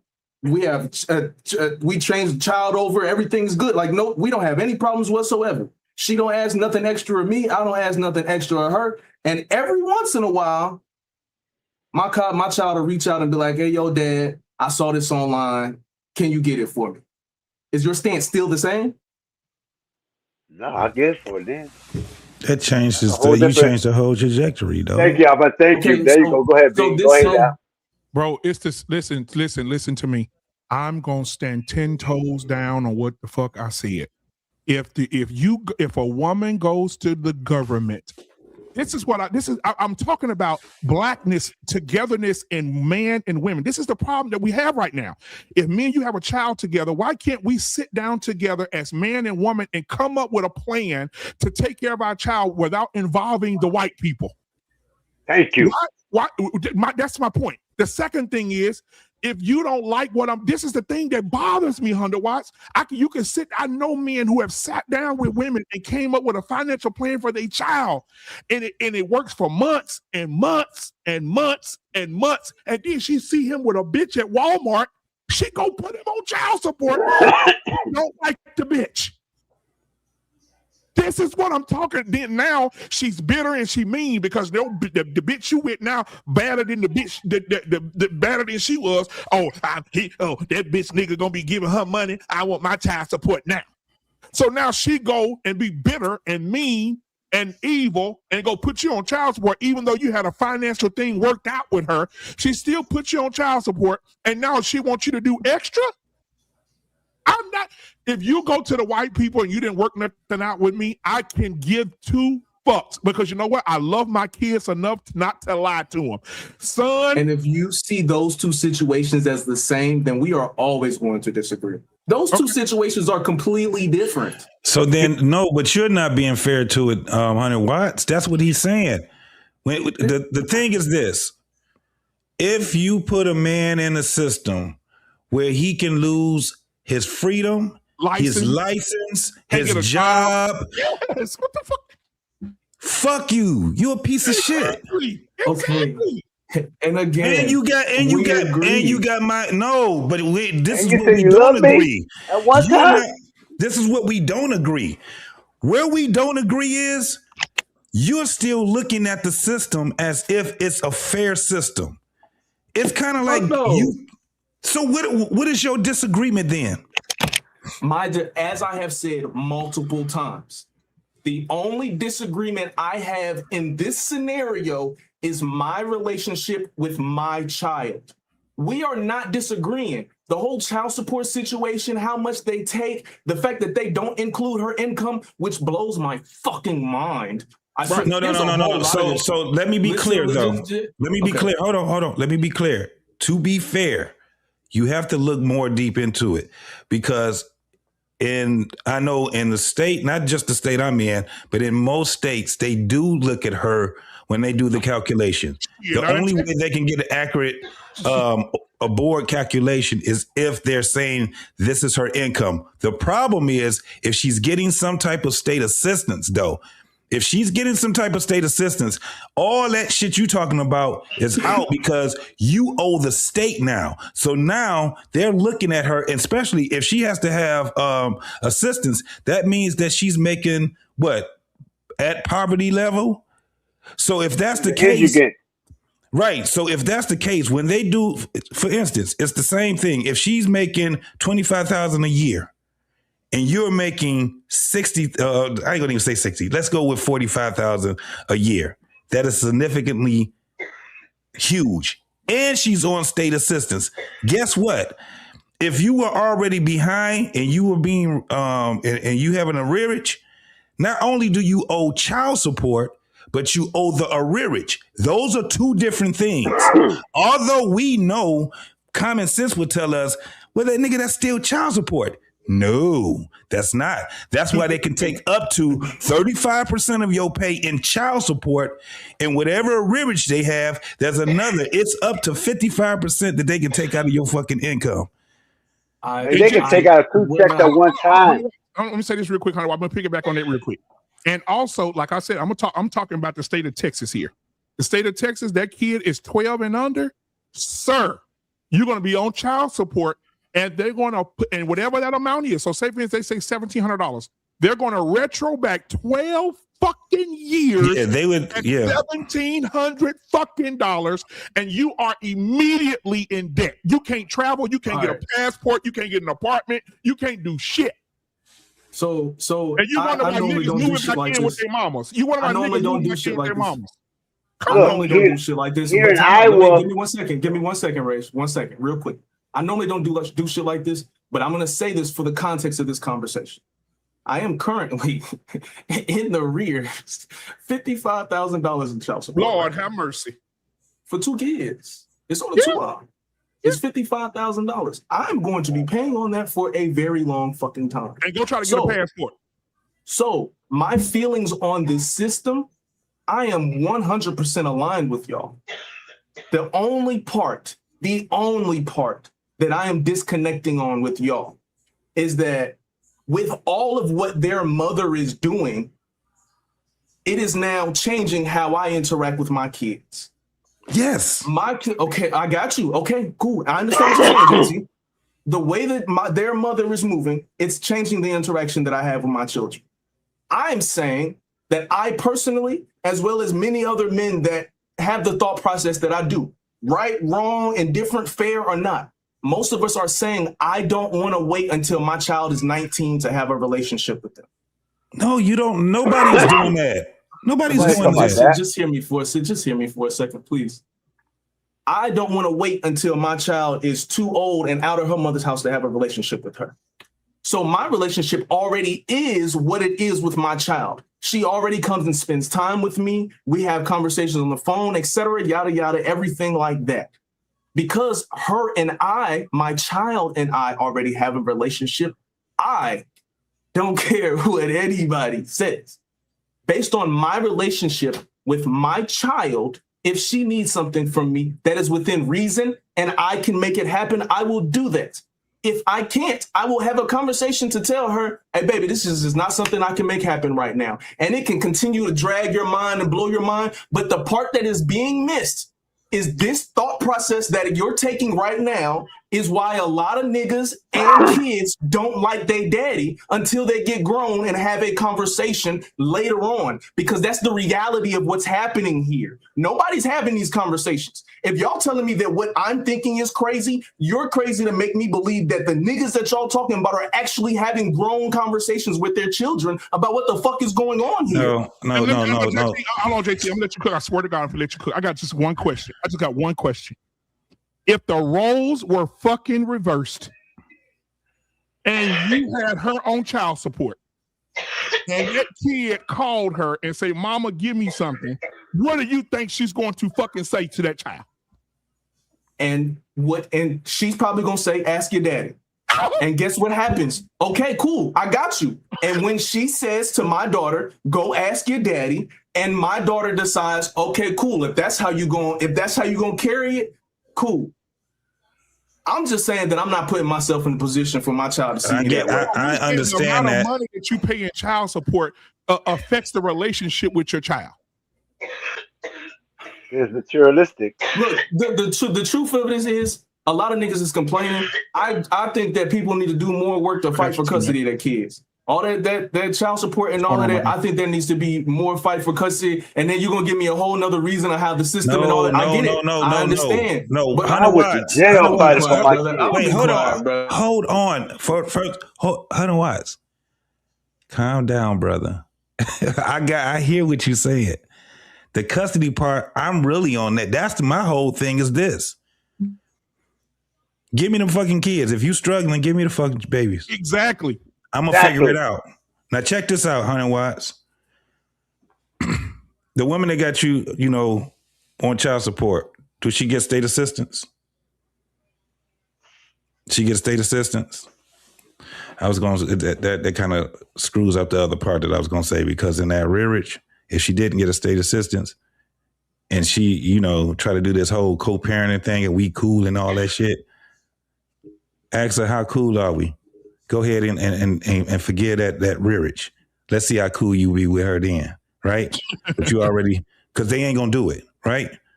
It's some women that say, okay, I know plenty of people where they ended up being cool or whatever. And she said, let me get you off. And she just went, took him to court. She filed a motion, right?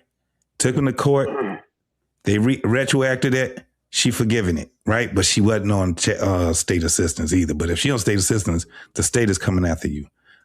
Ain't nothing she can do about it. That's why I get pissed off when women sit there and put a dude in the system. Exactly. That system, they don't know the damage that they do when they do it. And then they use their children. That may not, and this is what I'm telling you, that may not be your situation. But I'm telling you, for the most part, that system, man, they would do some shit and don't even realize what the fuck they doing, and they use their children as the shield. They will put pressure on that child to say, go ask your daddy, right? That's why they have a lot of problems too. It's a lot of issues that we have. So if you're talking about the custody thing, a lot of that shit can be at a point where motherfuckers sit back and say, well, give me my fucking baby and get that retroactive bullshit off of that. They're not going to do it. It's a whole bunch of other ways that we can fix this shit, but those women are not willing to fix it. And we as men cannot keep capitulating with this whole thing where let's be better now. After 20 years, motherfucker, you done ruined all kind of shit. You know why? Because your voice, Hunter Watts, is not the loudest voice to your child. Nope. In most cases, you probably a third. You're not even secondary. Come on. Amen. Yep. That's where the problem is. Absolutely, when you said the custody part of it is, because we already understand that in order for it's a way better chance for our children to be better when they are up under the father. We know that. If mamas would sit back and they would drown out the father's voice. Yes. And that's the biggest problem. Fuck the child support. Is that shit right there. If you ain't got custody, they go. Matter of fact, you can have, and this is the thing. And T-Max, welcome to the show. We're gonna get you in here right after this comment. If you don't have custody of the child, guess what? If that woman is disgruntled with you, you best believe that child can hear her on the phone talking about you. She can hear her relatives, her siblings talking about you. She can hear the girlfriends come over talking about you. These kids are not fucking stupid. We acting like these kids are fucking retarded. They're not retarded. They hear mama and they're saying, girl, that bitch ass nigga gonna bring my baby back with some new CD, broke ass nigga gonna bring back some $60. They are going to hear it. They're going to hear everything about their daddy. And you can have all the relationship you want, but if that child with that woman 96% of the time, you best believe that child is being shaped by their mother, their grandmother. You better believe this ties into the old the last show that we had. She brings in another man because mom and dad got to have a life too. So now you got to deal with your kid possibly up under another man's roof too. Another dynamic. He got more access to your kids than you do. Hey, come on. She would do these things. This is where we had a problem at. It ain't the money and shit. She got you in a fucking system that's gonna have you for even the child to be 30 fucking years old, and most of these men are still. I know a nigga. Hold on, and I'm gonna end it with this. I know a man paying child support on a man paying child support on a man paying child support. Let that shit sink in. Let that sink in. Let me tell you this. The other day, I was watching a dude. He was in a car with his homeboy. I don't know if y'all saw this. It went viral. He was in dude, and he was recording his homeboy on the phone with his baby mama. And the dude said, "Wait, what you mean with the graduation? What are you talking about?" She said, the stepdaddy was paying child support. I mean, well, I don't know how it worked out, but she ended up giving the stepdaddy the last ticket to the graduation. Damn. And told the daddy, I'm married to him now. I'm not going to give you no ticket. I'm not going to give you no ticket over my new husband. So imagine that, Hunter Watts. You got a relationship with your daughter, and you can't even go to a high school graduation. After you done paid all this child support, all these cash apps you done sent on top of the child support you done sent, and as soon as the graduation comes, she done gave the last ticket to the new nigga she married to. And they tell you at the door, you have a ticket? You said, I don't have one. You can't come in. Security. No, sir, you can't come in here. This is what niggas are going through. T-Max, what's up, bro? Good to see you. Hey, Hank, let me see you, Doc, because I don't know if that's you or not. I don't want nobody to come up on the channel and throw their dick in the What's camera. good, fellas? How y'all, man? Doing good, bro. What's happening? Yeah, ain't nothing, man. Hey, thanks for having me on the panel. Hey, I got one statement to make, man. What else y'all expect? Yeah, I mean, that's just a rhetorical statement that I just made. But I mean, yeah. What else do you expect? Hey, 100 watts. Hey, I salute you, bro. Some of the stuff that you said earlier, I was driving when I was trying to make my way down here to y'all. But some of the stuff that you said earlier, bro, just lets me know that you're just trying to be a stand-up guy. Yeah. At the end of the day, you trying to protect your child from the mayhem between you and the mom. Not you personally. I'm saying in the scenario that was on the table. And you was like, your kid called you, you da-da-da-da-da.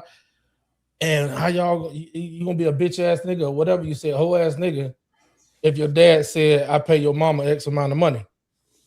I commend you for that. You trying to protect your seed from the mayhem. But like BM said earlier, your voice is drowned out, bro. And she don't got to hear, your child don't have to hear the mom on the phone with her girlfriends, don't have to hear the mom talk about you. It's just like your child was in the womb. Hey, he showed himself, BMU. I'm sorry. He showed himself, yeah. Thank you, bro. Thank you. Yeah. Your child can literally feel that shit. They can feel that coming off their mom. And the last thing I'll say to that though, man, you gotta look at it like you paying all this money, $1,700 a month. Then your child call you for some shoes. It's gonna hurt your heart. But even if you had it, I mean, the average guy is gonna give it away, just like you said. You know, I'm gonna do for my child. But if you had to say what BM said earlier, I pay your mama X amount of money, but that's gonna blow up the spot because now your voice ain't gonna be drowned out. Guess what? A child gonna do? How old do your child have to be before they find out the real? 7. You can only protect them for so long. Yeah. Yep. Amen. What's the age that you need your child to see the big picture? Or do you just let them stumble across it whenever they do? 25, 35, 45 years old. Okay, so here's the question there. If the child at the age of 7, because that's the number one of the numbers I heard. The child recognizes at 7, some bullshit is happening. And he don't have any type of sway to make anything happen here. He's supposed to just call it out for the next 9 years? Nah, that's a child. But you the dad. So this is what I'm saying. So this is where back to the statement that I made earlier about my dad being a hoe. If he brought up my mom, if I asked him for some money. If I am a teenage child, we talk all the time about how young dudes frontal cortex not being developed and all of that. Because in this conversation, we've picked and chose where we want to put the context in and take the context out. So the context that applies to a teenage child is they're not thinking with the logic that we're talking about right now. All of that influence and all of that, I understand that. But kids remember what they want to remember. A 14-year-old child is going to remember the 3 times my dad said, no, he's not going to send me money because my mama getting child support. Right. That's why I agree with you when you told him the statement of go ask your mama. that right there is not what you really tell a child. I know that's what a man probably would say if he, right off the cuff. But at the end of the day, you explained it. Explain that to a child. A 7-year-old still ain't gonna get it. If they're in the custody of their mom and they got the most influence coming from their mom, they still don't want to hear the explanation. Right. So how do you explain that? Let me ask you that. You told him to explain it to a child. How do you explain that to a 7-year-old? What up, Hink? I think a simple I don't got it. A conversation about I don't got it right now. What's up now? I think that's a simple enough conversation. But what if you have it? And you pay $1,700. If you have it and you're choosing not to do it, I think you should be then. For one, I do think that you should stand on your 10 and tell. If you have it and you're choosing not to do it, I do think you should stand on your 10 and tell your child why you're not doing it. And if you're standing on your 10 and saying, I'm not going to buy this for you because I give your mama child support, you are now either affirming or denouncing every thought process that your child has been influenced.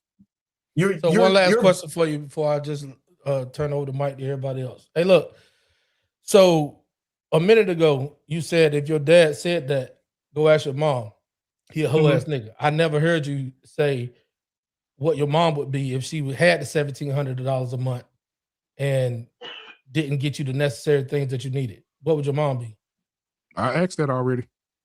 I ain't heard that answer. My answer was the answer I gave was my mother would be on bullshit. She's on bullshit too.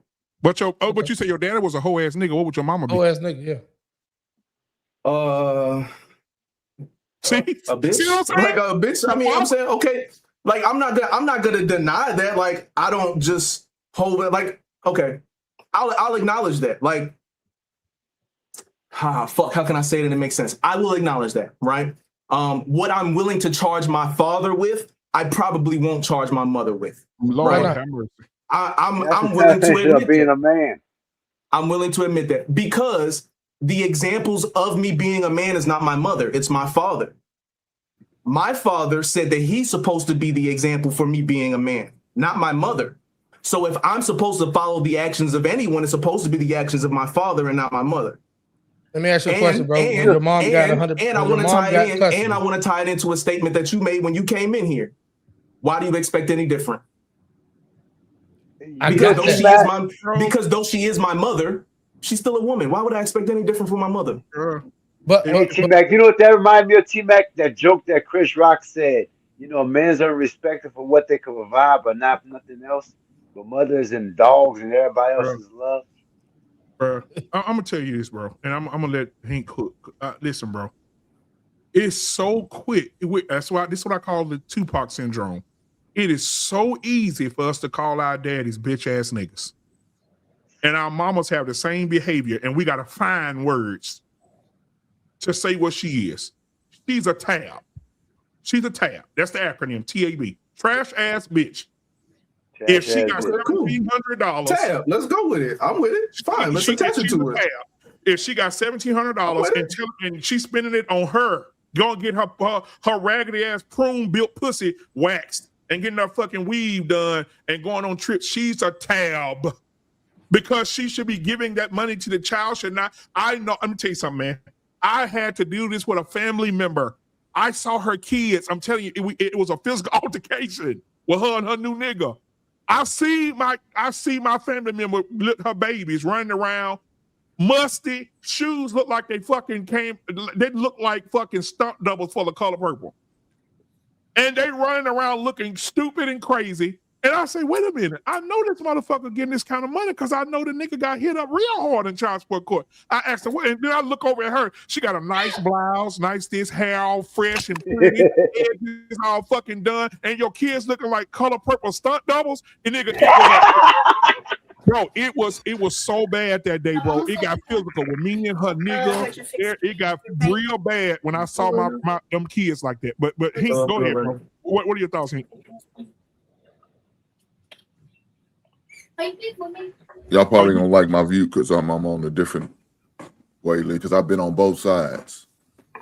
So I pay support and I receive support. But yeah, you got child support? Yeah. Okay, nigga. Okay. Well, look, I Our don't. power. Look, That let me nigga tell you this. said that Most like it times, was a rite of most of the passage. time, yeah, most times you got to stop dealing with these broke chicks, man. If they on government assistance, you already made a mistake already. Why are they on government assistance and all that shit? You made a bad decision on that woman. If she's getting all that shit, she broke.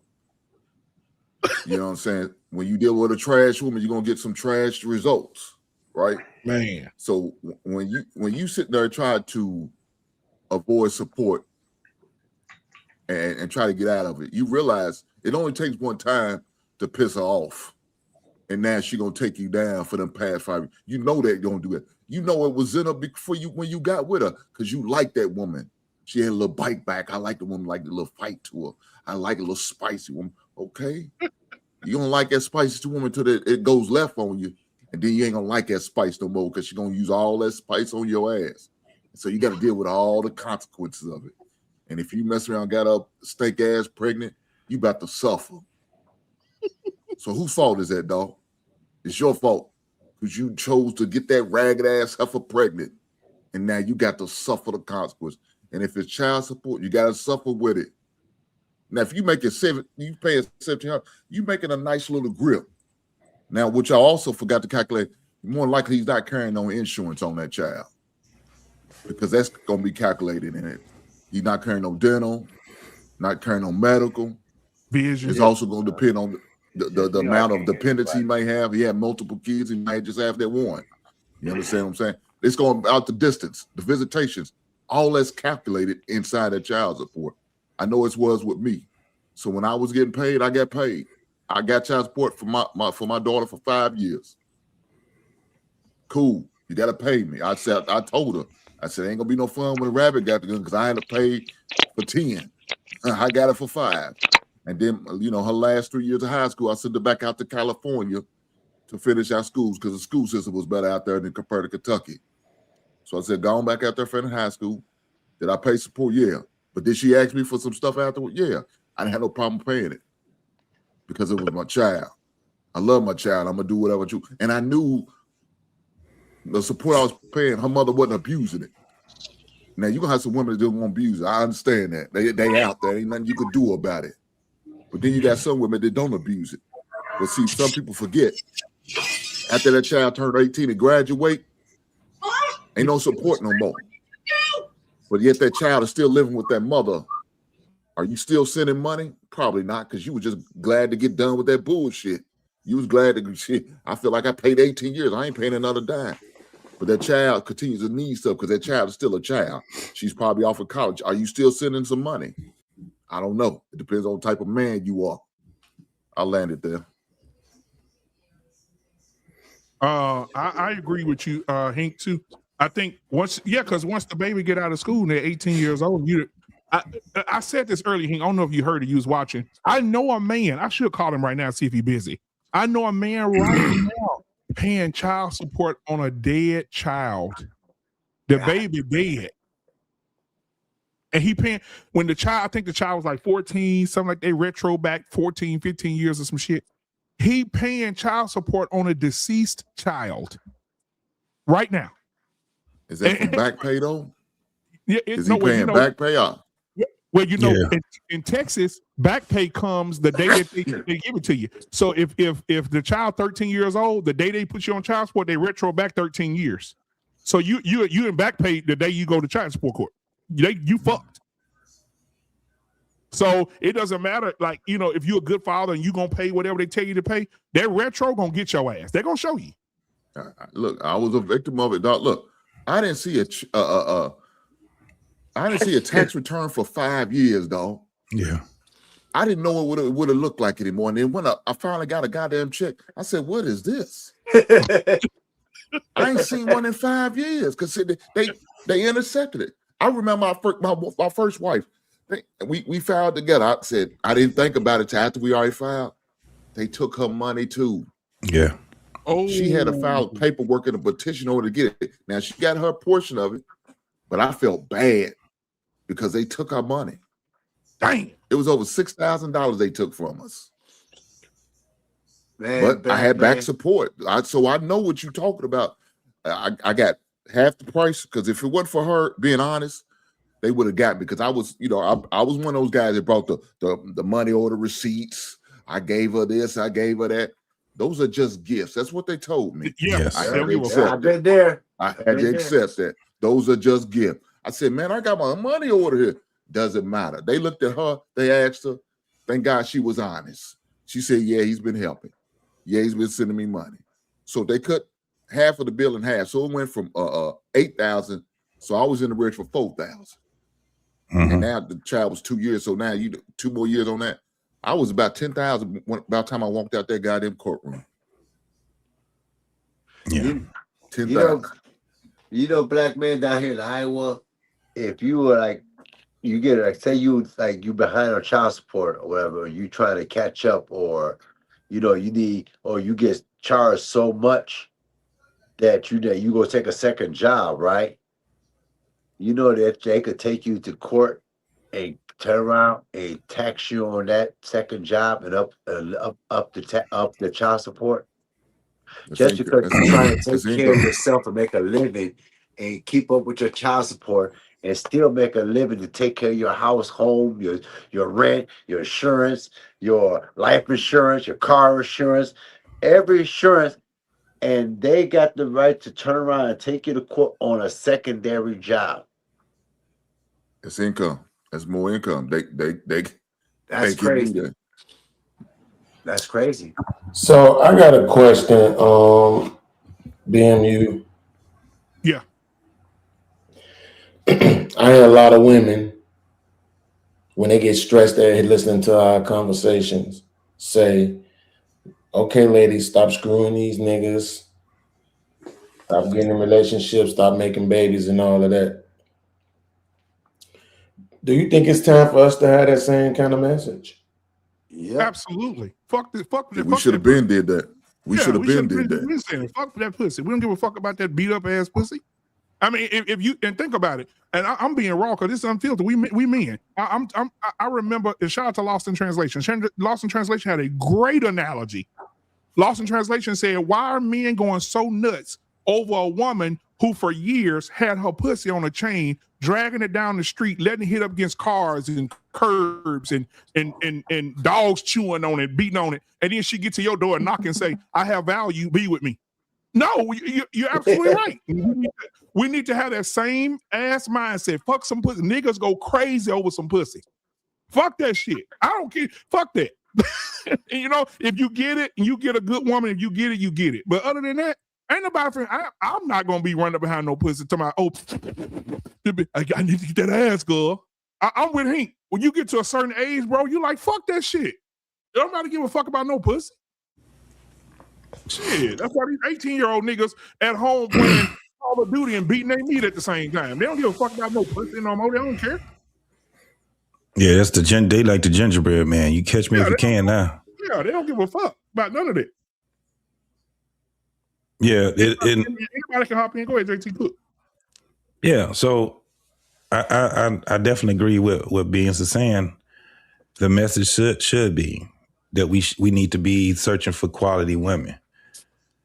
It's very easy to see it now because these motherfuckers are mean. Goddamn women mean as fuck, bro. Hell yeah. You know what I'm saying? So it's not hard. You know what I'm saying? All that, men gonna be men. They need to fuck something. No, they don't. Nope. Not now. Nigga, it's just, these are liabilities. And basically that's what you fucking. You fucking a liability. And it goes to what Hink just said. You fuck with trash bitches, you're gonna get trash results. Yep. Absolutely. I definitely agree with that shit. It's just too many liabilities that you got in front of you when you're talking about just at the point of having sex with these women. You know what I'm saying? It's a lot. You can see it. You can see it. I mean, it don't take much to vet that shit. You ain't got to dig deep. You can see it right in front of you. The motherfucker don't look like who she originally was. Nigga, that's not a red flag. That's probably more reason for you to stay the fuck away from her.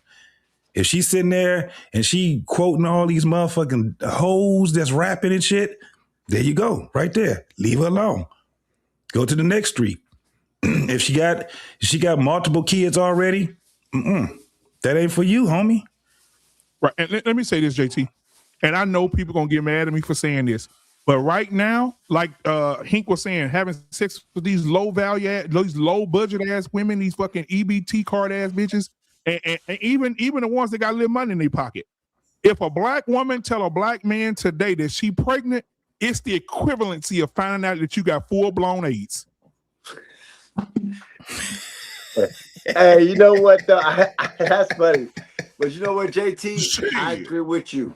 You know, like I agree with JT a lot because I got 2 daughters. One just about to get ready to go to high school. She just graduated from middle school. Bless you, dog. Thank you. And I saw your daughter, a black man. Appreciate I saw it. your I got another daughter that's about 13, but is in middle school. And the values I try to put into them is not to be what JT describes. I try to make them where they choose the right man, they choose the proper man. I even try to portray that proper man. You know what I mean? Hardworking, values, and I try to restore them to my even with the drama that me and the mother of my children go through. Right? I even try to how can I say it? I want that put it like that. One day I heard my daughter screaming that she's an independent woman. And I had to go, what? You're who? I said, how you independent? Because you can never be independent of anything when you got people you depend on. I said, even your mama depend on somebody, so she not even independent screaming that. I try to break that bond or that generational curse of that side of what that is. Like, how black people, we got that generational curse of so much other stuff that when we talk about like not getting wealthy and all that. I also believe that we had that generational curse of that black woman that's always trying to be down in black men, thinking they better, don't need a black man. We're gonna raise our daughter to be independent. We're gonna raise our daughter not to need a black man. We're gonna raise daughter if she gets this, we're gonna do this to that. I try to break that curse. I try to break that thing and show that, you also got to make the right choice because you got responsibility. You got to take accountability for the decisions that you make. You also got to take accountability for that nigga that you lay down with too. Hey, in Beige Rage, I got a question for you. Yes. Who has primary custody of your daughters? The mother. Yes. That's why I fight a lot. Yeah. So that's what happens. But and when you said I'm not, nothing against you. I'm talking about in generality. A lot of men who are out here fighting like yourself. Like shout out to you, man, for doing your thing. Yeah. But what and happens? Like we you said instill earlier, all of that in them, and they go right back home to the devil. Like you said earlier, how there's multiple different people in their ear. Yeah. I noticed because, like I said, I spoke about how she had a kid before, mine. And she's an adult with a child. So my daughter's got a nephew. Get what I mean?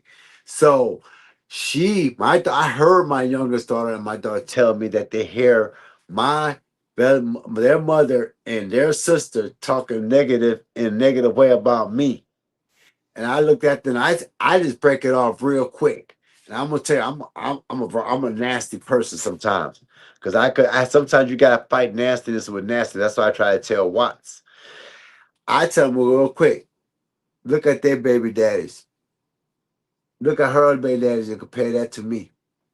And look what I do for you and look what they do. And why they talking about me, they should be praising me because I actually do what I'm supposed to do as a black man, as a father for you. And that's so, why man, let me ask you a question, though. Go ahead, Hank. Let me ask you a question. So you said she had a baby before you got with her, right? Yeah. I was just going to say the same thing. Go ahead. What type of relationship did she have with the other one? Well, I know it's bullshit. I like I told Black Man on this show before. I missed like a couple of shows before we seen. I missed the red flag. I seen the red flag, but I ignored them. Put it like that. And I'm from we're from two different states at the time. Right. And we're from two different states at the same time. You got I grew up. I was living in Chicago. She was living in Iowa. So you kind of, you know what I mean. and when we met, it was kind of weird, and then shit happened. You know what I'm saying? But I did see some red flags, and I did miss them when I shouldn't. And by the time I caught them, it was too late. Pregnant. You know what I mean? Yeah, I got caught slipping. Now you can't be mad. You got to be mad at yourself. I do. I take a lot of. I stand up as a man, take the blame for what my mistake. Now, and that's why I try to make so that. How many babies did she give you? She gave you 2? Yeah, 2. That's it. I only got 2 kids. Damn, I only got dog. 2 kids. 2 kids and 2 kids only by one woman. At least I can say that. Oh Lord. At least I can say I got 2 daughters by one woman. You know what I mean? But that one woman's hell on you.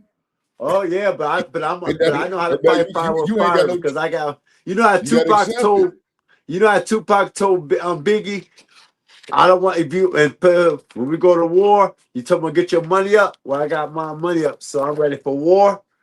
I always tell her, I got my money up, so I'm ready for war. That's her. I got a lawyer. When you get out of pocket, I got lawyers, and that's the thing that black man's got to do. To get custody of your daughters. Well, I don't got custody, but the thing is, I let my daughters my daughters get an age where they could decide where they want to go, and they starting to see my oldest starting to see the bullshit that their mother's on. You get what I mean? I understand, but you can always push for that. Why don't you try to get it? See, that's another thing about us men. We say these things about the sport, but we don't ever try to get that custody. Because at the end of the day, most of us really don't want the cousin. Most of us don't. We love our freedom.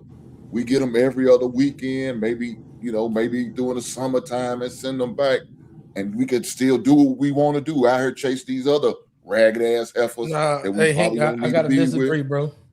Dog, but hear me out first.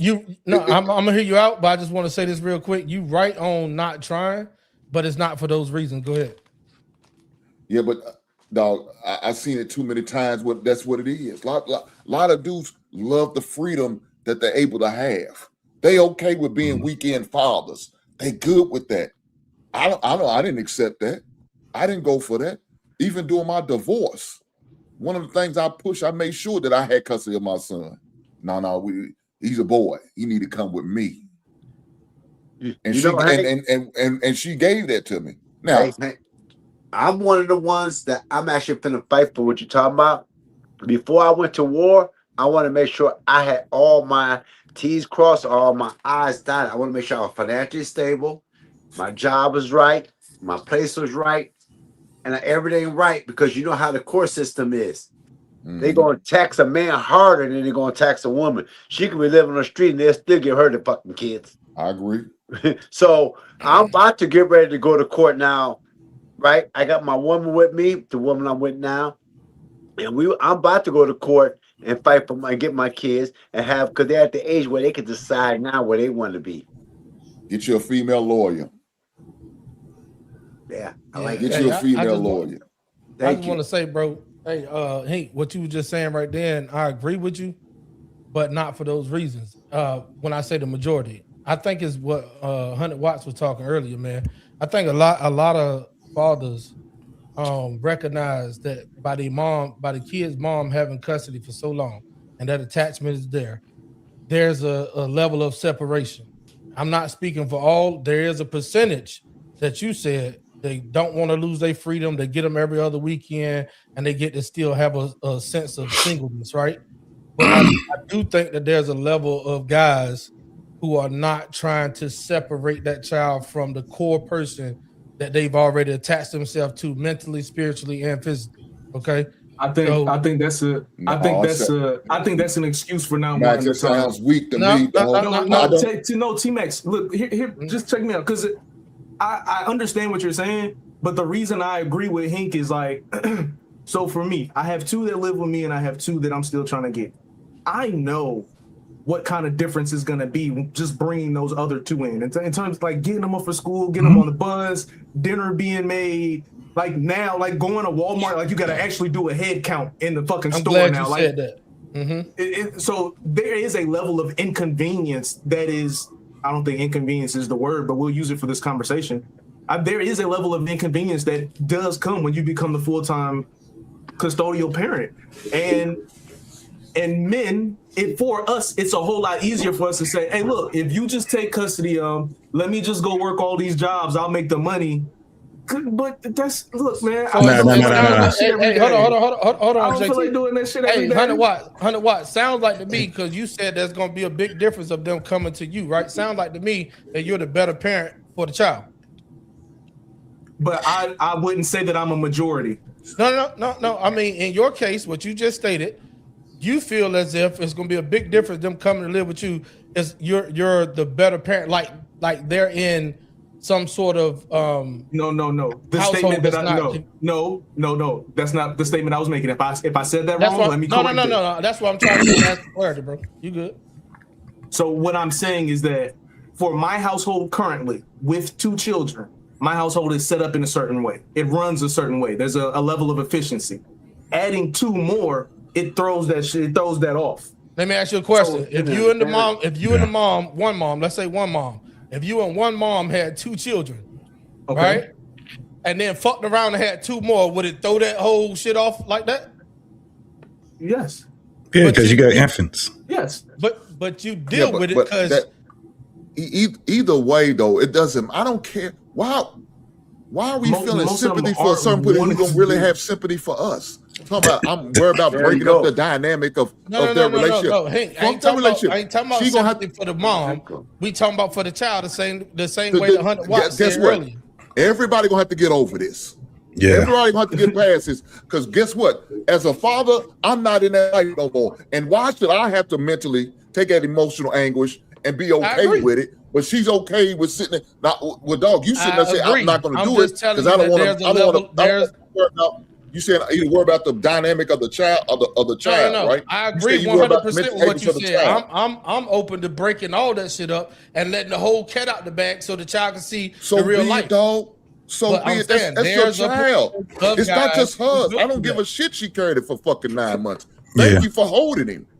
But that's my girl tells me. So if that's mine too, I have every right to that child just like she does. So if that means, I have to go and put the child on formula because she can't breastfeed, then so be it. If she dies, I'm gonna have to take on that dynamic, regardless. So I don't care about taking a child away from her because she's nursing. Well, I want to nurse.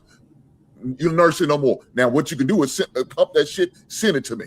Yeah. I come pick it up every goddamn day. Yeah, you talking about what I have to do. I'm talking about a 7 to 12. I don't care if it's an infant. I don't care how young that child is. I'm taking that child because that's my child. I have every right to that child, just like you do. So when visitation comes, I'm gonna get that child on the weekend.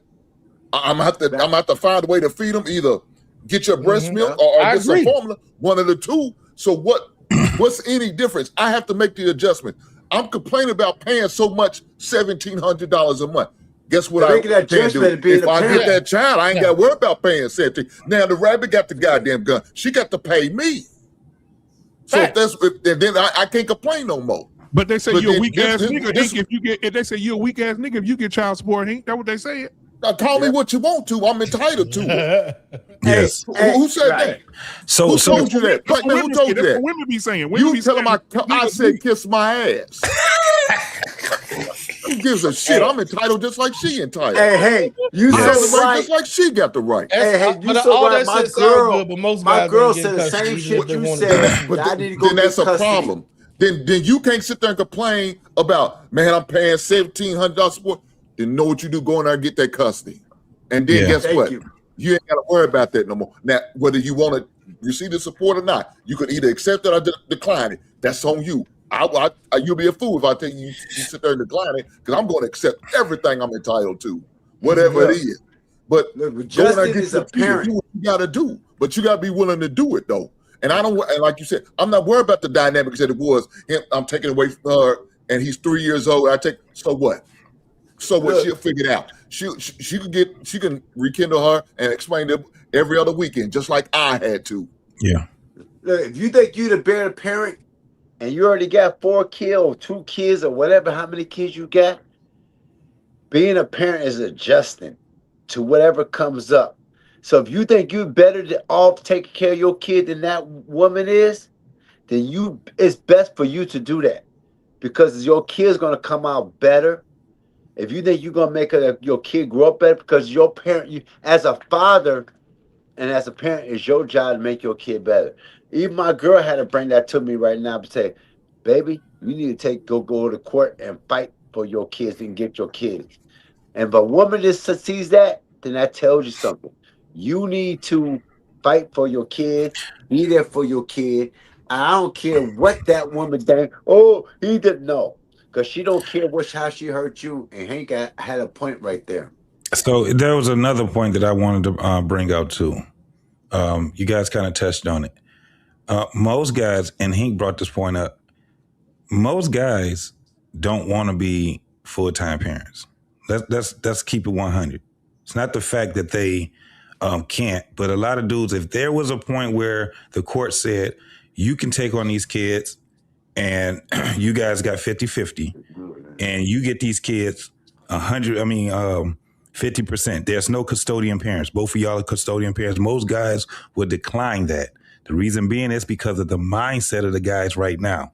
Let me explain why I say this. I personally think that women are better when it comes down to taking care of kids. Reason being is because the nominal amount of men that take care of their kids right now is a very small, and you can't really put those two or do a stat on that because it's not a whole bunch of men that you can do a stat on, right? Now, most men won't do it by themselves. What would happen is that you would have most men that would already have they would have a relationship. And a lot of times the relationship would be that mate is going to help them to rear those kids. That's where you would see more men marrying. You would see more men in relationships, because it does go to a point where these niggas you got to get out there and get that bread too. So we got to figure it out. That's why now I believe that a lot of men, when it comes down to it, if they have to get their kid, they will, and they got to make the adjustments. But I don't believe that most men will even take that on right now because of what the mindset has been for generations. But I think that they would have to practice that. It goes to the same thing with 100 watts, because you got to still also remember that we're not just talking about one child. We ain't talking about one child. It's at least 2 children. And then you got most blended families that's out here. So it's the same thing. When she out here struggling and shit like that, and she's putting you up on child support. Now, what I do believe is that most men will start, if you have more men, just as many men as it is women that's taking care of their kids, guarantee these men be putting their ass on fucking child support. You know why? Because now she's out there and she's really throwing that pussy from the free throw line now. I bet you the system changed then. It'll change. Yes, the system will change, because now it's not in theory anymore.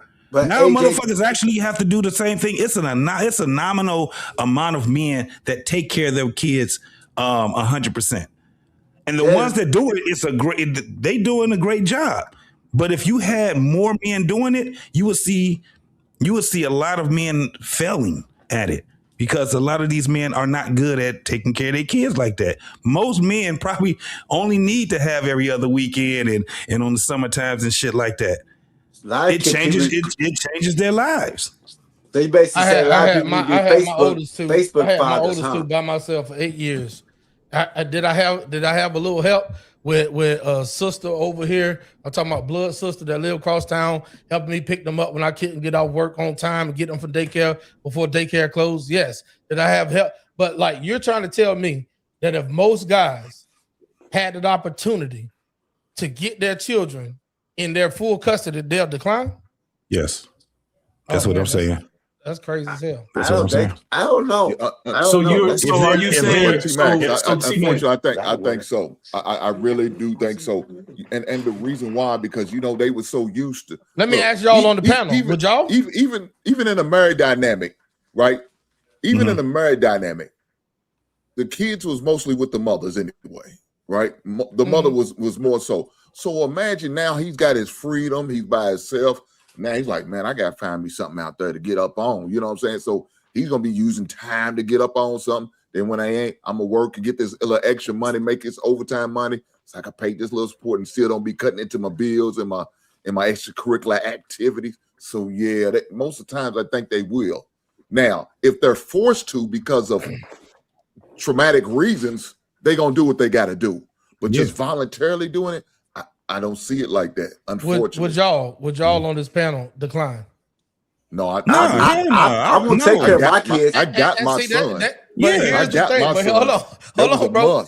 I know that's right. Same here. But what I'm saying is, bro, here's the thing. This is what I tell when I'm on mixed panels with women. It's always the motherfuckers on the panel that's the exception to the rule. But then we're gonna say everybody else out there would decline. No.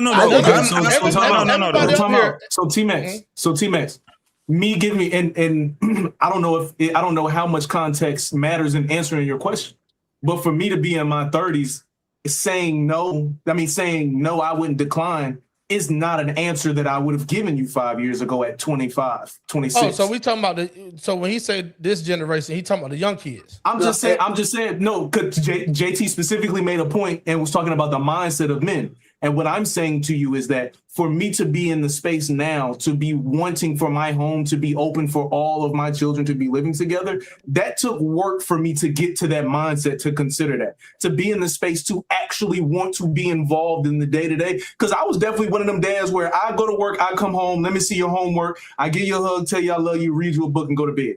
And that was the most, that's our interaction. Now, how tall are you? What size your clothes are? What you like to eat for dinner? Your mama know all that. I don't know all that. But now, because of the mindset that I have, I'm into it differently. But that's what I was talking about with most guys. So T-Max, this is what I'm saying. Let me just say this, and I'll let you guys get it.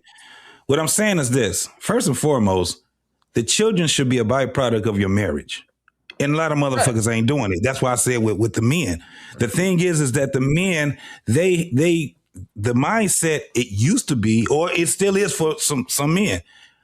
I get married to this woman, and then everything else is the byproduct of what our marriage is.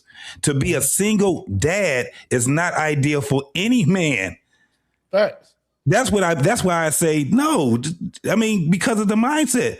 Ain't no man trying to be a single dad and shit like that. But if it comes down, that's why I said they would decline.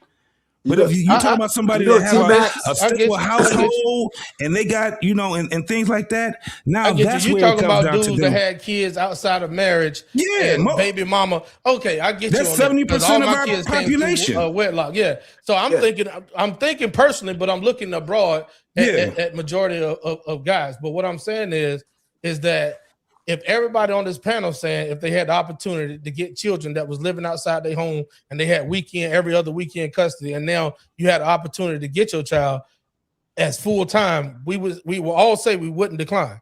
But are we all saying that those kids came from marriage or baby mama type shit? Baby mama type shit. You see, T-Mac, but you really my kids came from marriage. Yeah. Mine came from marriage. My son came from marriage. But you gotta realize something. You're talking to a different kind of panel of men here. Everybody basically here is either. I mean, we basically care about our black community, so we're all gonna say we want to raise our kids. So we're exception to a lot of that rules of what you're looking at that like 1 to 5. You get what I mean? With like most kids is like what AJ JT said and Hank, where most kids want to be, most fathers, most of the black people want to be like Facebook dads, Instagram dads. Put the pictures up, be the weekend dads, show Facebook, go out and party when they ain't there, sit back and chill, and do everything else. I say maybe more like 3 out of 5 fathers want to go out there and be party and don't want to take custody of their kids.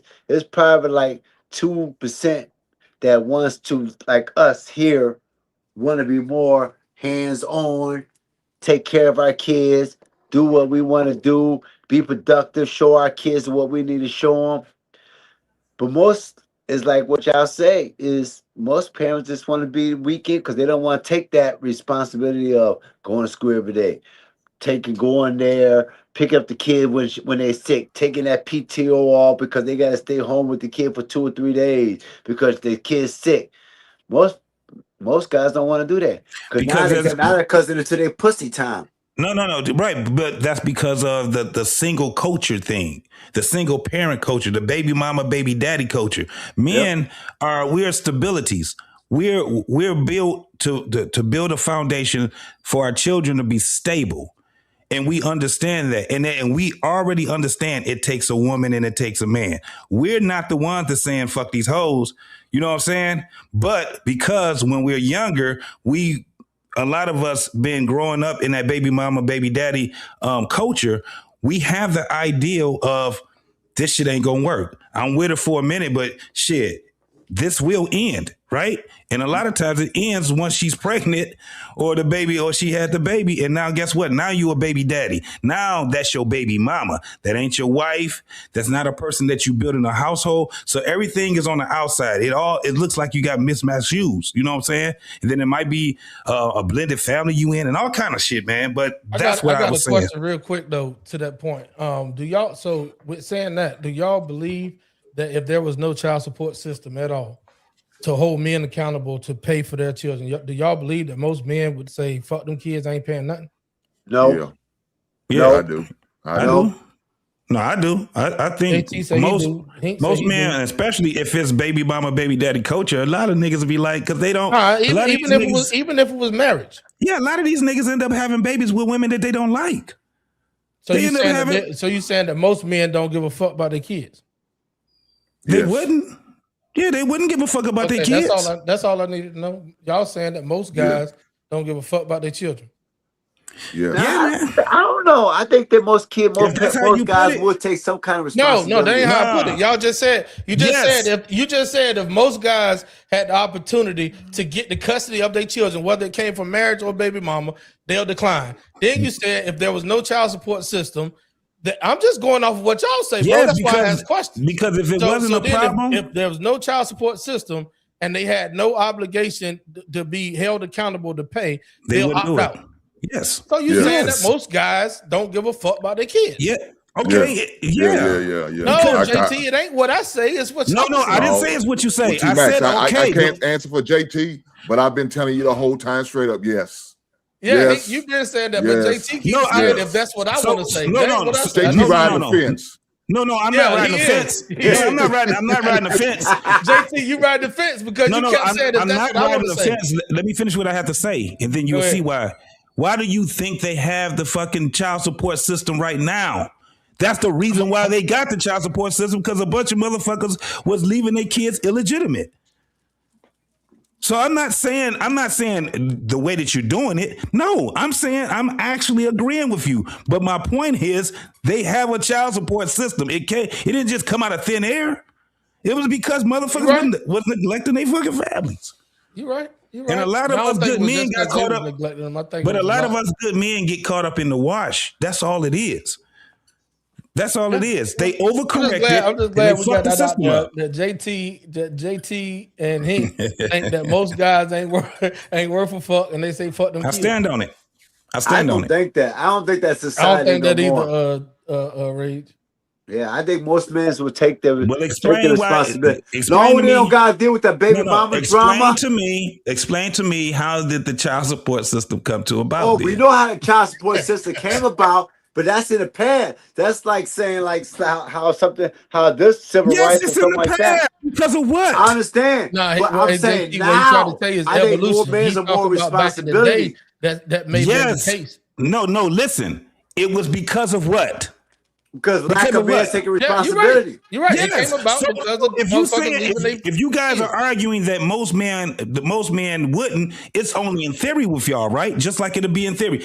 That's why we say in theory, no. One of the reasons why I would say in theory, no, because they ended up overcorrecting with that system because niggas have left their family. Facts. But JT, let me ask you a quick question. Nowadays, do you see more kids sitting down with more men? I'm sorry. Do you see more men interacting with their children? I'm talking about like not just on social media. I mean, that's where you'll see it, but in your families or friend circles, interacting with their children, showing them real love and emotion versus back in the day with motherfucking calloused up, greased up hand daddies that was working as mechanics or carpenters or whatever, that'll come home like you said, or somebody said, look at the homework real quick, if that, go to bed, kiss them on the forehead, and disappear until the next day and do it all over again? Do you see more men interacting with quality time with their children than back in the day, and way back in the day when the child support laws was made? So, okay, I'll just say this. I don't know about back in the day because I ain't seen it back in the day. All I know is how the shit came about. So I didn't see that. I was born in the 70s. That shit was before the 70s. Now, yes, I see men interacting a lot, and especially black men interacting a lot with their kids. I also see a bunch of capitulating as men too. I see niggas is out here that don't have a voice. They're doing what the women want them to do. The system want them to do. So although that they're right there with their kids, their voice don't mean shit when it comes down to the mother's voice. And hold on. And then what do you do? I got a question for everybody. So what happens in this situation where the kids are with the mom the majority of the time, and you do want to spend quality time and spend time with them and all this other good stuff, right? And the kids have become, come on, talk.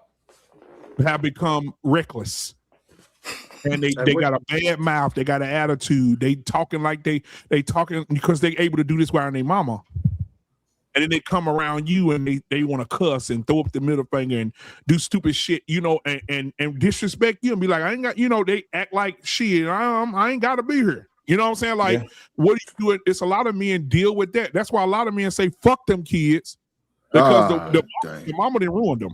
Hank, you just said most men say fuck them kids. I don't know what you're talking about. It's just a question, Hank. I'm asking the question. What do you do with those kids, Hank? What the mama didn't ruin them. What the mama didn't ruin them. You failed them as a father. You failed them kids. Thank you. You failed them goddamn kids. As a father, you failed them because you seen the progression as it started to go in that direction. Why didn't you step in and say, hey, send them kids to me? Why you didn't correct it then? But you know why he didn't? Because he was on the stance of fuck them kids. I'm still gonna work and get this money, the overtime, and go out and party, hang out, go on trips.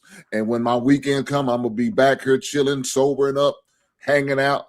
You know what I'm saying? Catching up on some shit. And then as soon as they leave on that Sunday night or that Monday morning when you drop off to school, I'm right back out in these goddamn. You forget all about that because he's saying fuck them goddamn kids because he don't love them kids. Look at them. We proved it up here earlier when some people talk about. I pay support, but I ain't paying no more than just the support. Them you goddamn kids. You already saying fuck your kids already. Well, go ask your mama for that money. You saying fuck them kids. Right then and there. Whether you think you saying it or not, you saying it without saying it. Part-time parenting. I know you supposed to get that money for the support, and hopefully she keeping a roof over the goddamn head so they not homeless. So at least she's doing something with that money. Okay, cool. Daddy, can I have $20? Nah, fuck you. Go get it from your mom. You said fuck your kids. That's what you're doing. So T-Max, that's exactly why I say I ain't the one that said it. Goddamn. I didn't say you said that. I didn't say you said it. But that was the sentiment up here. People were saying that. They taking that that's shot. The case, you saying fuck your kids without saying it. That's what you're doing. So hold on. So I said to a certain extent, and let me tell you why I said it. If a man, like I said the other day, the man who spent time with his kids, do what he had to his kids, the court tell him for one child, $1,780. Why is that kid calling asking for anything when you almost know why? Because the mama told him to that kid. I'm trying mama to told him to. But again, and I understand what you're saying. As long as that kid's he's not malnourished. Mama's not saying I'm having trouble paying my rent. As long as I'm not getting those calls, how much you need, dog? All right, come on. Yeah. I'm going to send it to him. You know why? Because I love my child. I got a cash app for mine. Now, if he asks for something now, BMU, if he asks for something extreme, are you doing too much, dog? Hold on, man. Why don't your mama get you some goddamn shit? What's too much? Why don't your mama take the school shop? Okay, so let's mark the line here. So he called you, hey Pop, what's up? Hey, listen, man, I just got picked up on this new basketball team or whatever. Hey, I'm gonna need $750 by Friday. But that's on your mama. I'm gonna hear you out. I'm gonna hear you out. And then what I'm gonna say what I'm gonna do. I'm hold on. He said I'm gonna do AAU team. I need $750. Cool. I got you. I'm gonna call the mama and say, hey, okay, we can split that bill. You pay half, I'll pay half. Yeah. That's what we done that. That's co-parenting. We've done that. That's not no. We done it with my son. Yeah. I wouldn't get support. She wouldn't get support. When he's with you, you take care of him. When he's with me, I take care of him. I like that. Everything. We split everything. So she said, we find out what it is. How much it is? You said $750. Oh, okay, no problem. Here's my $375. Go and do what you got to do. Now he split down the bill. Now, hold on. We had that conversation. Your child support hit on the 3rd, so your $1,700 has already went to her. He called you and said, "Dad, I need $750 by Friday." She just got the child support payment. Okay. I'm gonna give you half of that $750. How much is that? What are mathematicians at? So you giving $750? I'm gonna give you half of that $750. I'm gonna give you half of that $750. I'm gonna give you half of that. I'm same thing. I'm gonna give you half. I'll give you half of that goddamn $750. But what if you don't have it? What if you don't have it? What about that's $2,075 if you're paying $375 along with the $1,700? Yeah. If I don't have it, then I'm in trouble already, though. BMU, I'm in trouble already. Then he can't play on the AAU team. Then, if I can't afford to do it, then I can't afford to do it. Hey, look, I was talking out of reality, bro. Most dudes don't have it because that $1,700 crippling their ass. Everybody up here before I got here was talking about there and getting a second job and all this other shit to keep their head above water. Max, I did those things. Yeah, me too. I did those things. I worked at Home Depot restocking shelves in order to pay my lawyer for this divorce situation. Yeah. I did those things. Those are called sacrifice. As a man, I got to do what I got to do. But you had a threshold right then, though, Hank. You working on meat packing plants for 4 hours, 8 hours a day, and getting paid the same day working on meat packing plants while you just came off an 8-hour shift doing something else. Hey, trying to make sure you pay them lawyers to get that money. I was willing to make in order to do what I needed to do. I did those things. I've been through all that shit I'm talking about. I walked down that avenue. I walked them shoes. I did it. Yeah. Not proud of it, but I had to accept that until I got shit worked out to where it got worked out. So now we divorced. Now I know what my support is. I paid what I had to pay. And if I couldn't pay with my regular check, you best be damn, I would be willing to go get a second job. So if that's what I had to do. So let me ask you this. So I'm gonna go back to what I think Beige Ray said this earlier when he was talking about Chris Rock's joke.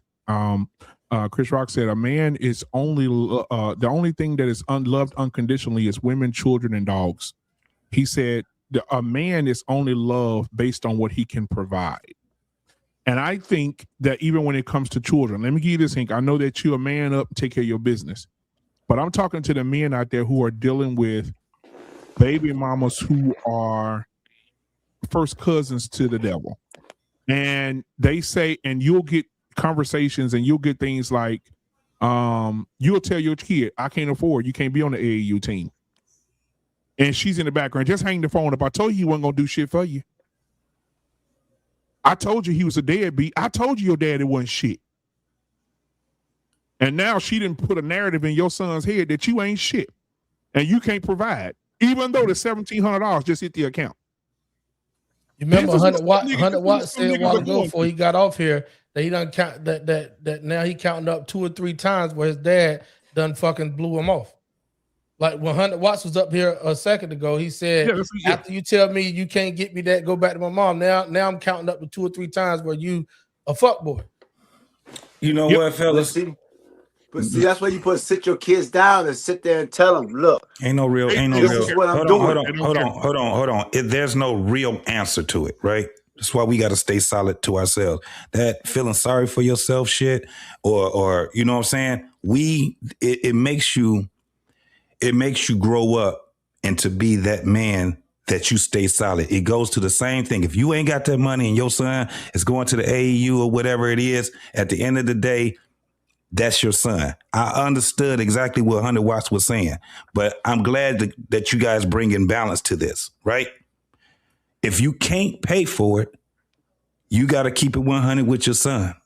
You ain't shit at that moment, JT. Right, you not, because look, I already said it earlier. Your voice is low. It's been drowned out. So the only thing you have is your word and your bond. The only thing that the kid is going to look at anyway, if you say that you don't have it, you don't have it, because mom can say whatever she want to say. you still got to be a solid individual when it comes down to it. You dig what I'm saying? You still have to be able, if you're going to be there and you're going to be there for that child, all that other shit, I think you owe them honesty. If anything else, because that money shit, that shit comes and goes. Now, this is the thing also. I just know dudes like you, BMU, and T-Max, you sound like a dude that's a stand-up guy when it comes down to it. I just believe in Hank. I believe you guys just gonna make it happen. Because you know, especially you got a son, and you know he really want to be on that team. I just believe you're gonna make it happen. I'm gonna make it happen by having a conversation with his mom and say, "Hey, listen, that 1750 just hit, homie." Yeah. But that was what Hank said. That was what Hank said. He get on the phone with her. Hey, yo, this is because this is the thing. His voice won't be drowned out because he's talking to her and he's talking to his son also. Right. I talked to your mama. This is what we got about to do. This is the money that I could come up with. She said she got the other part. We about to make it happen for you, right? That's just what it is.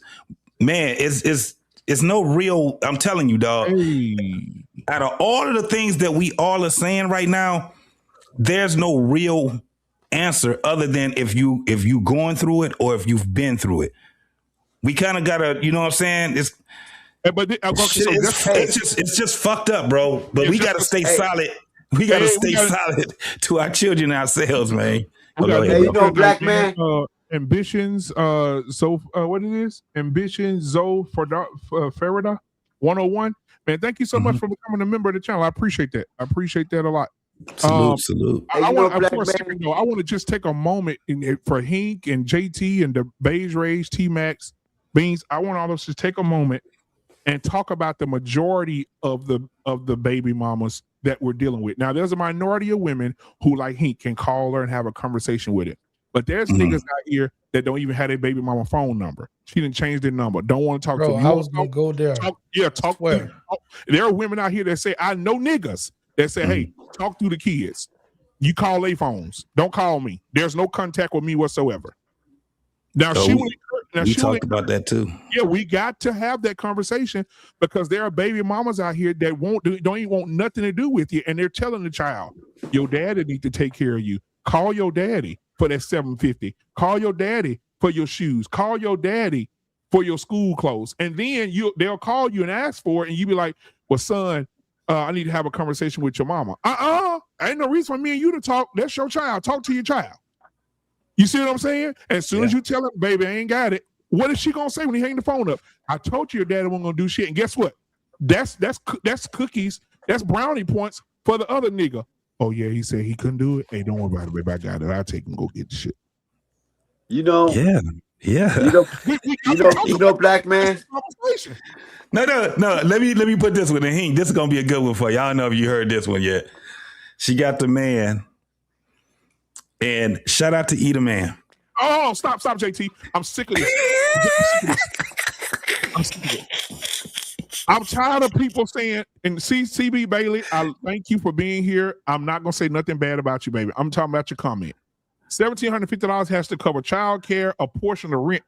Baby, paying rent is part of being an adult. Yeah. Why do I have to help you pay for your rent when the kid come over my house and nobody helping me pay mine? Thank you. Yeah, that shit wild. Yeah, man. It's you help me pay my rent, fool. So I want to point out the foolery. Yeah. They go over to their mama house. A part of the $1,750 got to pay her lights, her water, rent, insurance on the car, part of the car, no whatever. They come over to my house. I'm paying that over there. They come over to my house. I'm paying the lights, the water, the insurance. I'm paying. You taking care of two households. Taking care of two households. Two households with another nigga in the other one. With another nigga in the other room. And then they're playing a game. Hey, man, I told you I need that money for work. Did the nigga send it or not? He rolling up with your shit. Again, that's when you need to get that female lawyer. Go in there and get your goddamn child. Or find somebody that got Ray Carew phone number. Yeah. You know, yeah. I hear y'all talk I about. ain't gonna never encourage that guy. Nah, I'm I fucking. ain't never go there. I'm God playing. damn. Yo, hey, yo, BMU. No, let me put this other scenario out there before you go, bro. Damn. Yeah, So Hank, she got another man. Uh-oh. She married or whatever, right? My man calls you and tell you that whenever you communicate with her, you got to communicate with him also, right? I'll And beat his ass. you guys got to be in a group text. So if I'll you beat his text her, ass. it has to be in a group text. T-Max, what you saying? I tell my baby mama give me saying nothing, say motherfucking what? bond money. I tell my baby I'm give me still bond listening to money. that shit. Wait, but go ahead. So what? Listen, I say, hey man, hey T, what's up, bro? Hey, listen. In order for you to be able to communicate with my wife, right? Hold on. You gonna have to do it in a. We good. We gonna have to do it in a group text, my man. You the We new need to nigga. be in it. That's the only way. And you can only text her at no more than at 10 o'clock BMU, 10 o'clock PM. You muted. Ooh. Oh. You know what I'm saying? That's what you know. Which is he still he cussing me out or something. I know. I'm finna say he gonna say 7 o'clock is the cutoff, and your son, I take his phone around 6:30, so don't call him either. Man, y'all playing, man. Right. Again, why ain't you got that female lawyer? Take down to that goddamn courthouse and get your child. What are you waiting on? Is that a real situation y'all know about though?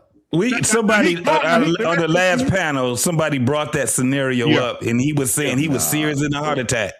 He was serious in a heart attack. I'm bypassing all that. I'm not dealing with the mother at all. So that's fine. My son got a phone. My child got a phone. I'm talking directly to him.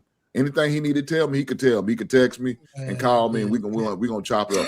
I don't need to talk to the. I would hang with that. I bought both my daughter's phones. And the mom. I don't need to talk to her for what? He can talk on his own. That's all I need. Now that situation gets somebody hurt. That's crazy. Hey, we already got the visitation schedule, so they know what it is. I'll be here when I'm here, and I'll bring them back when I bring them back. We already know the schedule. What do we need to talk about? What mean unless you talking there's about, emergency, unless there's emergency, I was gonna say that. I don't need to talk to the That's woman. what we need to talk about. The niggas that be stepping in trying to do too much. So what do you do about that? What do you do? Hey, BMU. Like you call the house and they say, "Hey, you like where my son at?" Oh, I have somebody training them, and I have my calling man the house. training them. Who uses a house phone in every goddamn morning? No, I'm calling him. Okay, you call your Said a son. house phone. He said, "Daddy, I'll call you back, Daddy. I'm with Mama new nigga right now. He teach me how to swing this baseball bat." Hey, that's some shit you're gonna have to deal with too, though. I can't be mad at that. Hey, hold on 1 second. I can't be mad at that. Hold on 1 second, nigga. Goddamn, hold on. What the hell you been at?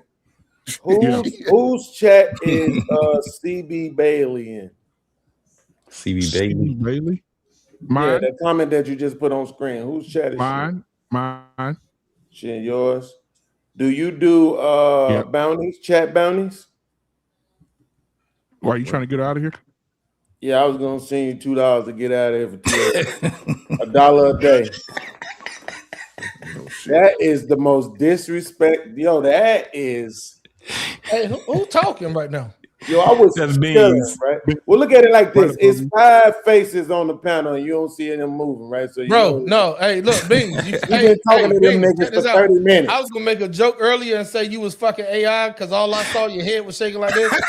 The whole time you've been up here, I've been wanting to say that, bro. But now I get it. You clone. No, it's not AI. That's actually me. So right now, in the state of Texas, I just looked this up. For a father, I put in. This is the question I ask. How much did it cost on average for a man to fight for custody of his children in the state of Texas? I only did Texas. It says here anywhere between $19,000 to $40,000 in Texas. Woo! Yeah, fuck them kids. Do what you got to do then. Do what you got to do. It's worth it. Hold on. All the issues. How many niggas running around with $40,000 in their pocket? Not a lot. You got payment plans? But let me say this: is it going to, in the long run, will it be worth all the shit all the examples y'all just gave? Is it worth it? Yeah. Now, if it is, then do it. If it's not, then keep letting some old other dude come in your house telling you what to do and how to visit your children.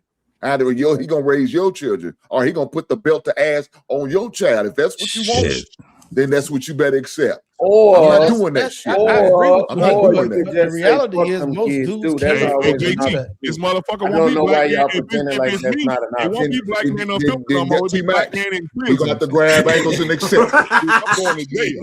Shit, I'm definitely going to prison. Motherfuckers gonna be grabbing ankles and accept it. Man, I wish a nigga will call me and tell me some shit like that. BMU, when I first pulled back up, you brought that comment up. Did y'all read it out loud? Yeah, we read it out loud. The 1750. Yeah. Yeah, So y'all didn't He take addressed that it. He addressed it. She Yeah, said, he addressed it. She said, my daughter's child's dad is not in the court system. He weaponizes money against her. He doesn't want her, but he doesn't want anyone else to have her. He doesn't spend any time with the children. Right, but see, this is what you just did. You just tried to deflect to him. Now we want to examine that comment, right? Because she said 750 has to cover childcare. Oh yeah, I addressed it. Rent and other expenses, right? So it's like this though. If it's supposed to cover a portion of it, don't that mean you should be covering the other portion? Yes. Right. So what she's trying to make, because I could be wrong, but it sounds like she's trying to suggest that the 750 ain't really a lot. No, the 1750 ain't really a lot, right? 1750. Right, the 1750 ain't really a lot. But the problem with that argument is that if you're paying half of everything, it would be. Yeah, it won't. Not what's 1750? What have a 1750? You know how much child care is now? That's about $2,100 a month right now. Child care. Shit. $2,100, dog. I look down at the floor, shit your ass. For child care. A month. That's what's going. That's the average child care right now, $2,100. So even half of that, that's what, 875. 1050? No, I was telling Ray. 1,050. That's 1,050. So that little 1,700 gonna get eat up real fast. Yeah, it won't cover child care. Oh, that nigga said little 1,700. God. Yeah. Damn. It won't even halfway cover that child care, man. So who fault is that? But that's what I'm saying though. It's y'all fault. It's the parents' fault. Ain't no y'all fault. Nope. The fuck? So y'all had that motherfucker. Her fault. Y'all had that motherfucker. No, it's y'all. She had it too. Y'all ain't making the decision to put that. She had it too. Did you not hear me say y'all? It means both of y'all. It means right, you and y'all. It's y'all fault. Y'all had that little motherfucker with that demon ass heifer. You should have got that heifer. Hey, what's the average monthly child care? You said what? What's the average monthly child care? 2,100. Okay, so 1,100 of your 17 gone. Yeah, but see, you said average. Average is not a good stat to use for that. Median would be a better stat to use for that. Huh? What? Median would be a better stat to use because average, they're going to include some of the higher places, and that's going to mess the average up. You see, the best thing to use would be median, right? Where you say, okay, this is the median, so half the people paying less, half the people paying more. Because I know it's 2026, you know what I mean? But still in all, 2 bands a month, that seems like about maybe $400 to $500 more than where I was even thinking that. And I was thinking about it on the high end of it being like $400 a week. Well, it's about for a kid down here in Iowa without disability, and that's over 3 years old, it's about 2,100. So, I mean, what the fuck is going on at these places? They charging them for the lunches or some shit? Or they charging that's because the government. That's because the government took a lot of assistance from them, so they took got a lot of the subsidy. So they're not getting as much money no more like they used to do. So now they got to hit us. There you go. Yeah, put that in there. That make it much more. And a lot of that is he got back in the day. I was paying $250. Right. But hey, y'all. A lot of that's coming from before and after school care. That means you get to drop them off before school. They take them to school for you, and then they pick them up from school and wait till you get off work. Right, and that depends on what age group you in. It depends on what you got different disabilities. Especially if you send your child to pre-K, you got to pay for that in some states. Yeah, you know what I'm saying. And then it might not even go the whole day. It might be just a half a day. And so now you're paying for that, and you're paying for child care. And I want to bring this into the conversation. My neighbor, bro, listen, I had a Hispanic neighbor in the house with him. Guess who lived in there? His mother, his father, his wife's mother and father, right? I don't blame him. All the kids, when he go to work every morning, she was having baby after baby. You know, them Mexicans, they get down. And she had them infant babies and little toddlers running around. Guess who keeping them kids? 4 grandparents. They don't get wore out. 4 grandparents are keeping those babies every day while he's out working, while the wife out working. They come home, the grandmamas then got in the kitchen and cooked. The granddaddies that went outside and mowed the yard and trimmed the hedges. You see what I'm saying? I work with a lady. Most of our people ain't even motherfucking sitting at the same table at reunions type shit. Exactly, bro. I work with an Indian lady that says after we have a baby, his mom comes and take care of us for 6 months. Though. We got and then after the 6 months, you're right. The mother-in-law come and take care of me for 6. That's that individualistic mindset, though. That's that individualistic mindset. That's the reason why we suffer like that. Yeah, exactly. I agree. That Indian lady said they take care of they take care of their baby. Even when they get married, nigga. When they get married, she said when they get married, they go stay with their mama and she go stay with her in-laws for 6 months. No bills have to be paid. Everything they bring in goes into a bank account. Then she said after that 6 months, they go stay with her mom and daddy for 6 months, stack their bread. For a year, they don't have no expenses and everything they make go into their bank account. So when they move out in a year, they got what they need. Niggas ain't doing that shit. They're not. Hey, I just screenshot. That's a whole different conversation right there. Why niggas ain't doing that? I shared it with you. You see it? You screenshot what now? I screenshot the data on the child care for the national. So this is what I was saying. So this is the national, right? And then it's the median, right? Which means half the people pay more, half the people pay less, right? But you see how infant care is so much more than toddler and school age, so it drives the average up. You see what I'm saying? So that's what I said. And so just like even when people are paying more in those other spots, like you might have a place that's top ranked. So now people sending them kids to the top ranked schools, they charging you even more. They might have a waiting list and everything. You see what I'm saying? So it kind of skews it. But you see, when you do the median, I gotta go. Okay, we're around baseline between 9 and 1,200, right? It's starting to make more sense. I'm good with that shit now. Right. So it's that to me, if we go with that, right, even if we went to the highest point, which was 1,200 for and we were splitting half of that, that's 600 out of 1,700. You still got 1,100 to play with. And you know what though? I'll say this too, T-Max. Listen, if a woman, think about this. You know how many women right now that had sex with dudes and making really good money, and you get $1,700 a month? I think Baby was telling me the other day that a woman was on Instagram or something talking about how many different baby daddies she got, how much she get per month from each dude. I think it's like $1,200 or some shit for 4 kids for each kid a month. Some shit. So she getting all that, but she on Section 8. She get Medicaid. She gets all type of government assistance plus that nigga money. You ain't got to work. If you add up what she making a year, do that. 4 kids, $1,200 a piece. Yeah, that means she don't work and she cutting out all that daycare shit we talking about right there too. Wait a minute. Pull up that lie. 1152 from Stacy. She just lied. Newsflash: if you're getting health care, food stamps, and medical, you automatically have to apply for child support. That's a lie, Stacy. You know how I know? Because all you gotta do is say you don't know who your baby daddy is. That's it. Oh shit! Yeah. But how many women gonna lie? Not a lot. Because the person who I know who did it, BMU, guess what? She's still with that nigga to the day. They celebrate they wedding anniversary every year. They got 3 kids together, right? Like, and they've been together ever since. You know what I'm saying? So that's a different mindset.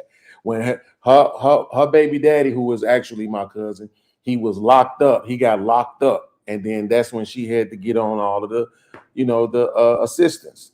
And they said, who is your dad? Who's the baby daddy? I don't know. Period. Well, and guess what? It's so many women who don't really know. Anyway, you know what I'm saying? I don't see why they would have a problem with lying. That's the thing about they cut you off because you got like so many months to figure out these truths. Look, that's the thing about this access to this information. Right. They got access to all things with you. Yep. Your accounts. They do research. They check. They cross state check. They they don't just check in the state of whatever state you in. They cross state check. They check all of that shit, and they'll come back 6 months later. That's correct.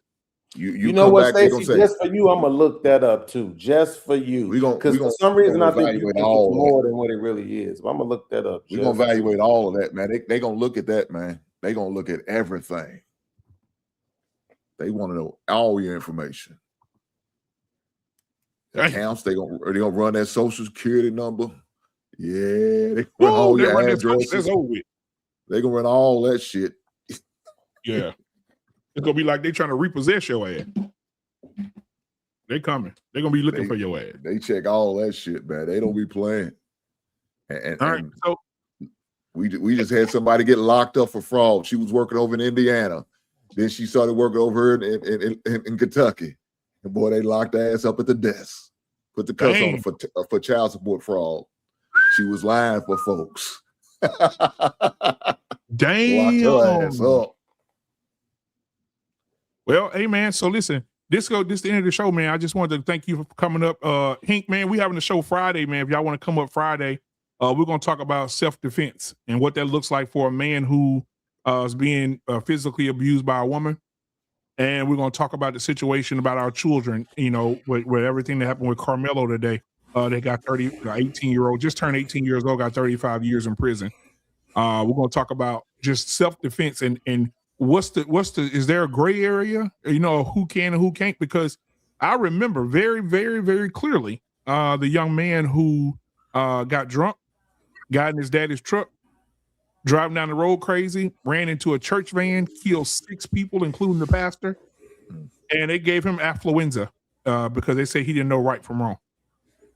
And the same judge, 3 months prior to giving that kid affluenza, a black kid in Mesquite, Texas, was fighting another kid at school, and he punched him and the white kid, they were squabbling, and he hit the white boy, and the white boy fell, hit his head, and died.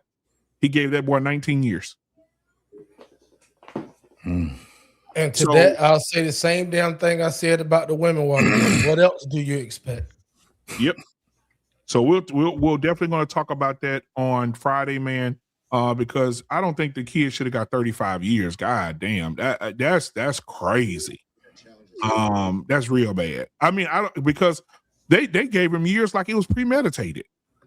They like he just playing. He got up that morning and said, "I'm finna go stab me a white motherfucker today." Like it wasn't premeditated. The man had a utility knife on him. He feeding 2 big ass white boys, 2 country fed ass tree log carrying ass white boys, and he defended himself. It's clear point blank, period. You think they're gonna appeal? They should. But they said they're trying to, based upon the fact that the DA excluded 3 of the black women that were supposed to be on the jury based upon the fact that they were educators. Yep. Yeah, they held a bias. And a lot of people are upset because there were no people of color on that. Hey, that's something I talk about. I'm gonna join y'all Friday if you'll have me. But that's something. That's something I talk about because that's our fault too, though. You know why? Because we bought into. I'm talking about the masses. We bought into the fucking minority standpoint, and that's how they got us. Like. They don't have to have black people up there as long as they can say, because it's I just found this out. The jury of your peer shit ain't what I thought it was the whole time. Right. You understand? That's just from the community that you're around and the pulling pool. That them bitches could be all white folks and don't have nothing to do with your ethnicity or race or age group or none of that. as long as they pulling from a certain pool. But here's the thing. What does that say? I'm a person of color. And I'm gonna address it real quick. Hold on, just a second. I don't give a shit. You don't have to give a shit. You could be a person of color. Coons come every day. All I'm saying is this: I don't see you white. I don't see you black white folks. Right? I'm gonna call you black whiteikins. I don't see you black whiteikins talking about Kyle Rittenhouse. I don't see you blackins talking about the boy that went and shot the church up and killed all those people. I ain't getting no outrage from you niggas. I ain't getting no outrage from them niggas after even when they caught this nigga. The police took this nigga to Burger King because he was hungry and fed him. We don't talk about that. We don't talk about the affluenza kid who got drunk and got in his dad's truck and killed 6 people. We ain't talking about the white boys. We're not talking about these white boys are way more violent than the black boys. Way more violent than the white boys. Go look at all this major shit. Who shot at the president? Who was sitting on top of it twice? White motherfucker walk into a ballroom and just took off past the goddamn Secret Service start shooting. Like, come on now. Come on. We can't sit up here and keep cooning.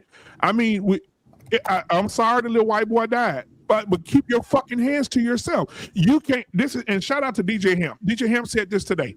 You can't put your hands on me and then try to control the outcome of what I'm finna do to you. You cannot put your fucking hands on me, and you don't know what kind of mood I'm in. So you come up and put your fucking hands on me, and I knock you. I'm going to do my best to fuck your ass up real bad, like. And so now I got to go to prison because you felt like you want to be the bully. I was listening to JT with the beard, the white beard that be doing the motivational speaking. You know what I'm talking about. Used to be a DJ. You say he used to be a DJ. He got a long beard now, white beard from Michigan that teach the boys karate and shit. Jason Wilson. Jason Wilson just told a story about that. He said it was 2 men in a car headed down the highway in Michigan. I don't know if you know about this. He said the 2 men were arguing back and forth with each other. The one threatened to kill the other one. He said, pull over. They both got out the car. Both of their families in the car. They both got out the car and shot each other to death. Yeah. They killed each other. Bang, bang, bang, bang, bang. Some people not going to take disrespect. They not going to take it. I'm not going to. JT, if a motherfucker come up and slap the fuck out of you right now, what's going to happen to him? Yeah, we getting busy. Hank, what's going to happen to him, Hank? Yeah, we're going to get down. That's what I'm saying. And guess what? When Hank snap and do what he do, JT, Beans, T-Max, if you snap and get angry, you don't know what you capable of when a motherfucker puts you in that position. Especially if your family there. That's just like right now. DJ Ham brought this up too. Shout out to him again. He talked about your daughter. If morally, like legally, it's illegal to kill a man who raped your daughter. But morally, it's amazing. He got to go. If my daughter come raped, he dead. Yeah, he got to go. I don't give a fuck about no law. I don't care what he said. If my daughter get raped by this motherfucker, he dead. And he dead. There's no reason for.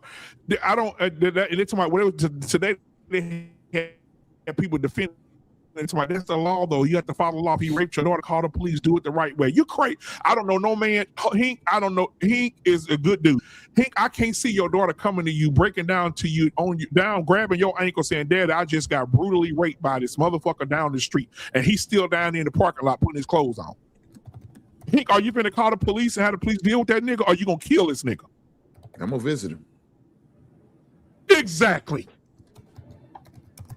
That's what I'm saying. Like, you don't know what a person to do when you put him in a bad position. That boy was in a bad position. 2 white boys who thought they was bad want to hem the boy up and say, if you don't move my tent, we're gonna beat your ass.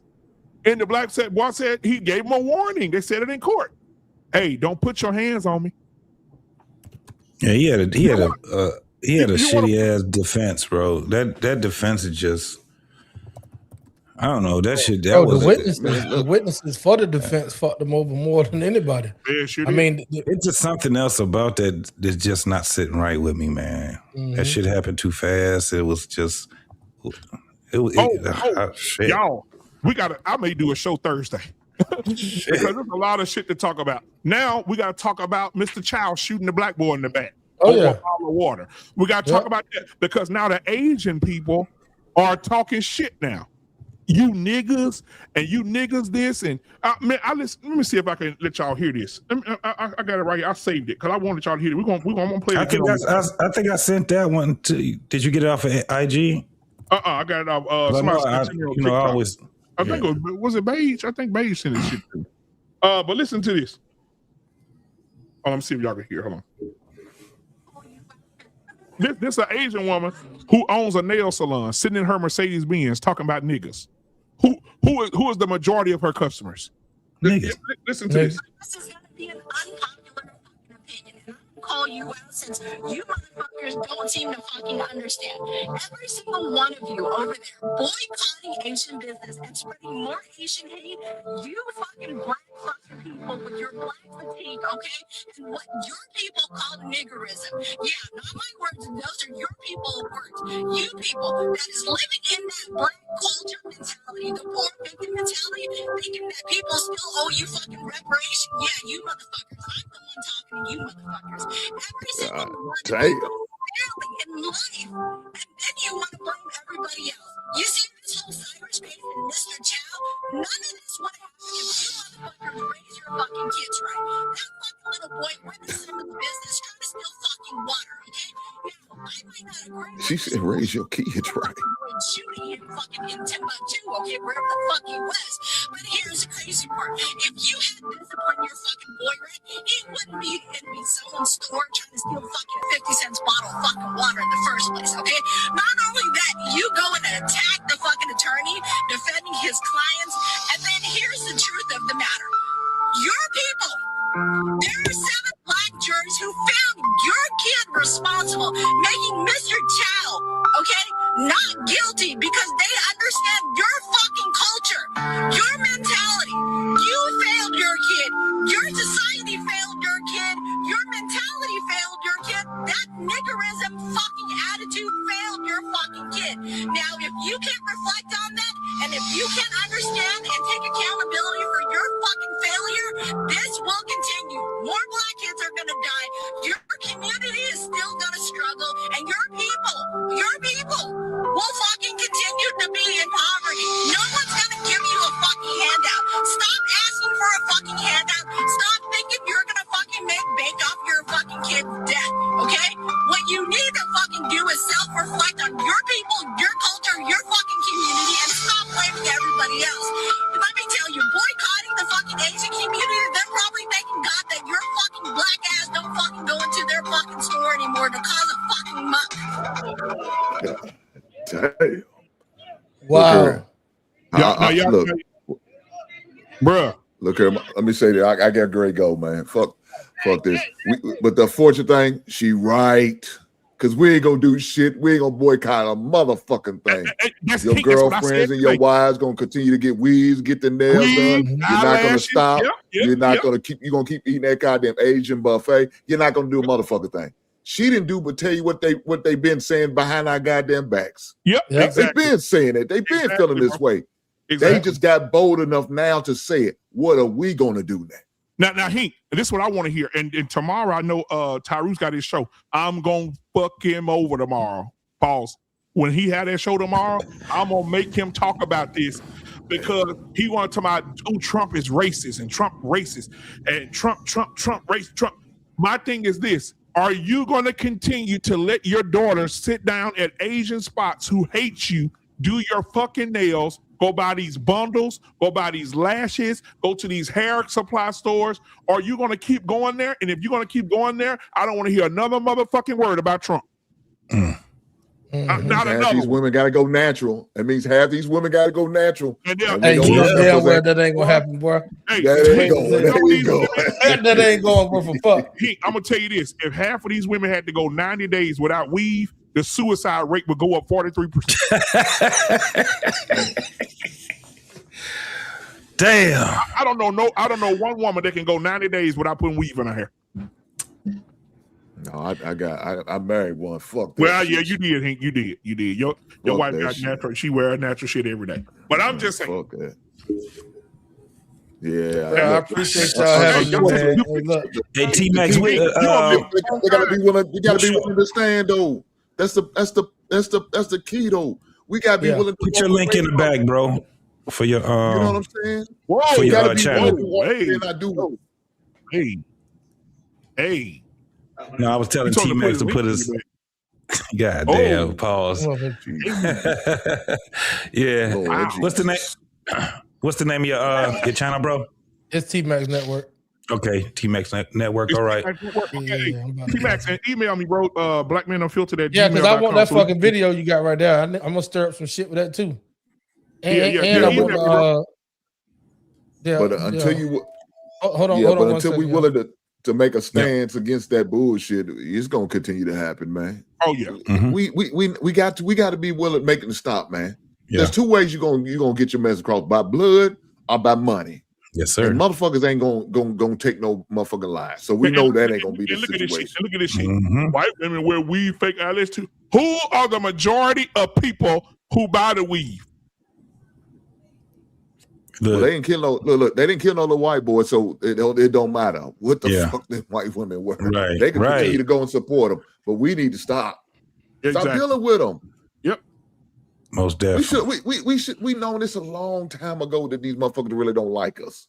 Yep. But yet we keep going in there, I'm trying to pandering, paying, taking care of, putting the kids through college and everything.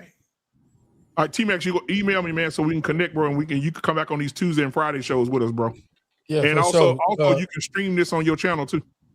Okay, too easy. Your email, where your email at on your description? blackmanunfiltered at gmail.com. Okay, too easy. I got you. Well, look here, fella. I got to get out of here, man. I got a show man. Hey, tomorrow. y'all be good, man. So, I appreciate y'all. And JT, you say you got a show tomorrow? What time is your show, Hank? It's 7 p.m. Eastern, 6 p.m. Central, man. We talk about men's mental health. Hey, Hank, For sure. when you talk about men's mental health, I want you to bring up Caleb Williams painting his fucking nails. That shit on the mat and cover type shit. If you think that's a problem, if you think that's a mental problem, then talk about it in the chat. We'll talk about it. Yes, man, sir. Hank, your boy got painted nails, man. I understand that. I seen it. That's between him and him. I ain't got nothing to do with that shit. Between him and him. Yeah. That's between him and him. I ain't got nothing to do with that shit. It is what it is. That's his decision. Hey, Hank, the white dude in the chat said, "Why don't black people own businesses in the hood? Be honest." You said, why don't black people own businesses in the hood? Yeah, that's what he asked. I know a couple of black people. Look, I got a couple of houses in the hood, so that's a business for me. So I don't know what he's talking about, but it is what it is. He talking about the majority of us who don't pool our resources together or spend it in our own neighborhood. That's a deep conversation. Why we don't? It is. There's a lot of brainwashing going on. 'Cause we'll take our business because that is. It is what it is, man. All right, man. Well, I appreciate y'all, man. Hey, hit me up, T-Max, so I can get you involved in these shows, brother. Hank, as always, my brother from another mother, JT. My guy, man. I appreciate y'all, man. Every one of y'all, man, for coming out tonight, man. We'll see y'all later. Peace. Yeah. Black Man Unfiltered Network. We ain't here to play nice. We here to flip everything they told you was normal. Hey. Yeah. Hey, we flipping tables. Yeah. We breaking labels. Facts. No more silence, no more favors. Truth hit hard, can't save it. Yeah. We flipping tables. This that real, no cable. Hey, if it's fake, we unplug it. Welcome to the table. Yeah. I came in the room, they was comfortable, quiet. Smiling in your face, but behind it is riot. They told me be calm, but I'm built for the storm. When the truth in the building, you better transform. They don't like a man when he speak with direction. They love you when broken, confused, and correction.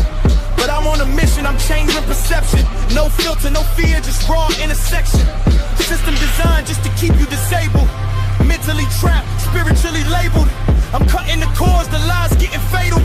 If it ain't the truth, I'm flipping in the table. We flipping tables. Yeah, we breaking labels.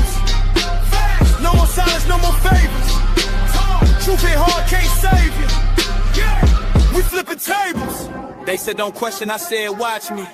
Too many men out here living sloppy. No guidance, no code, no structure, no lead. Now we wonder why families bleed. This ain't hate, this accountability. Look in the mirror with this vulnerability. Masking and frame with responsibility. That's what they fear, that stability.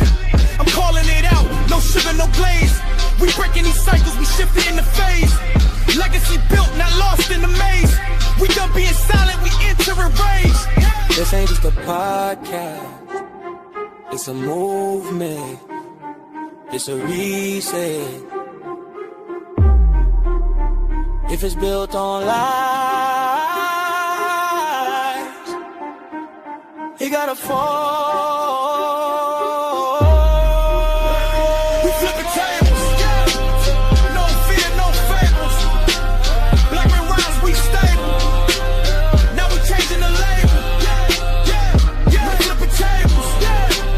Truth is non-negotiable. Black man unfiltered. This the voice they ain't controlling. Flipping Tables podcast. Black Man Unfiltered Network. If it don't make you uncomfortable, it ain't real.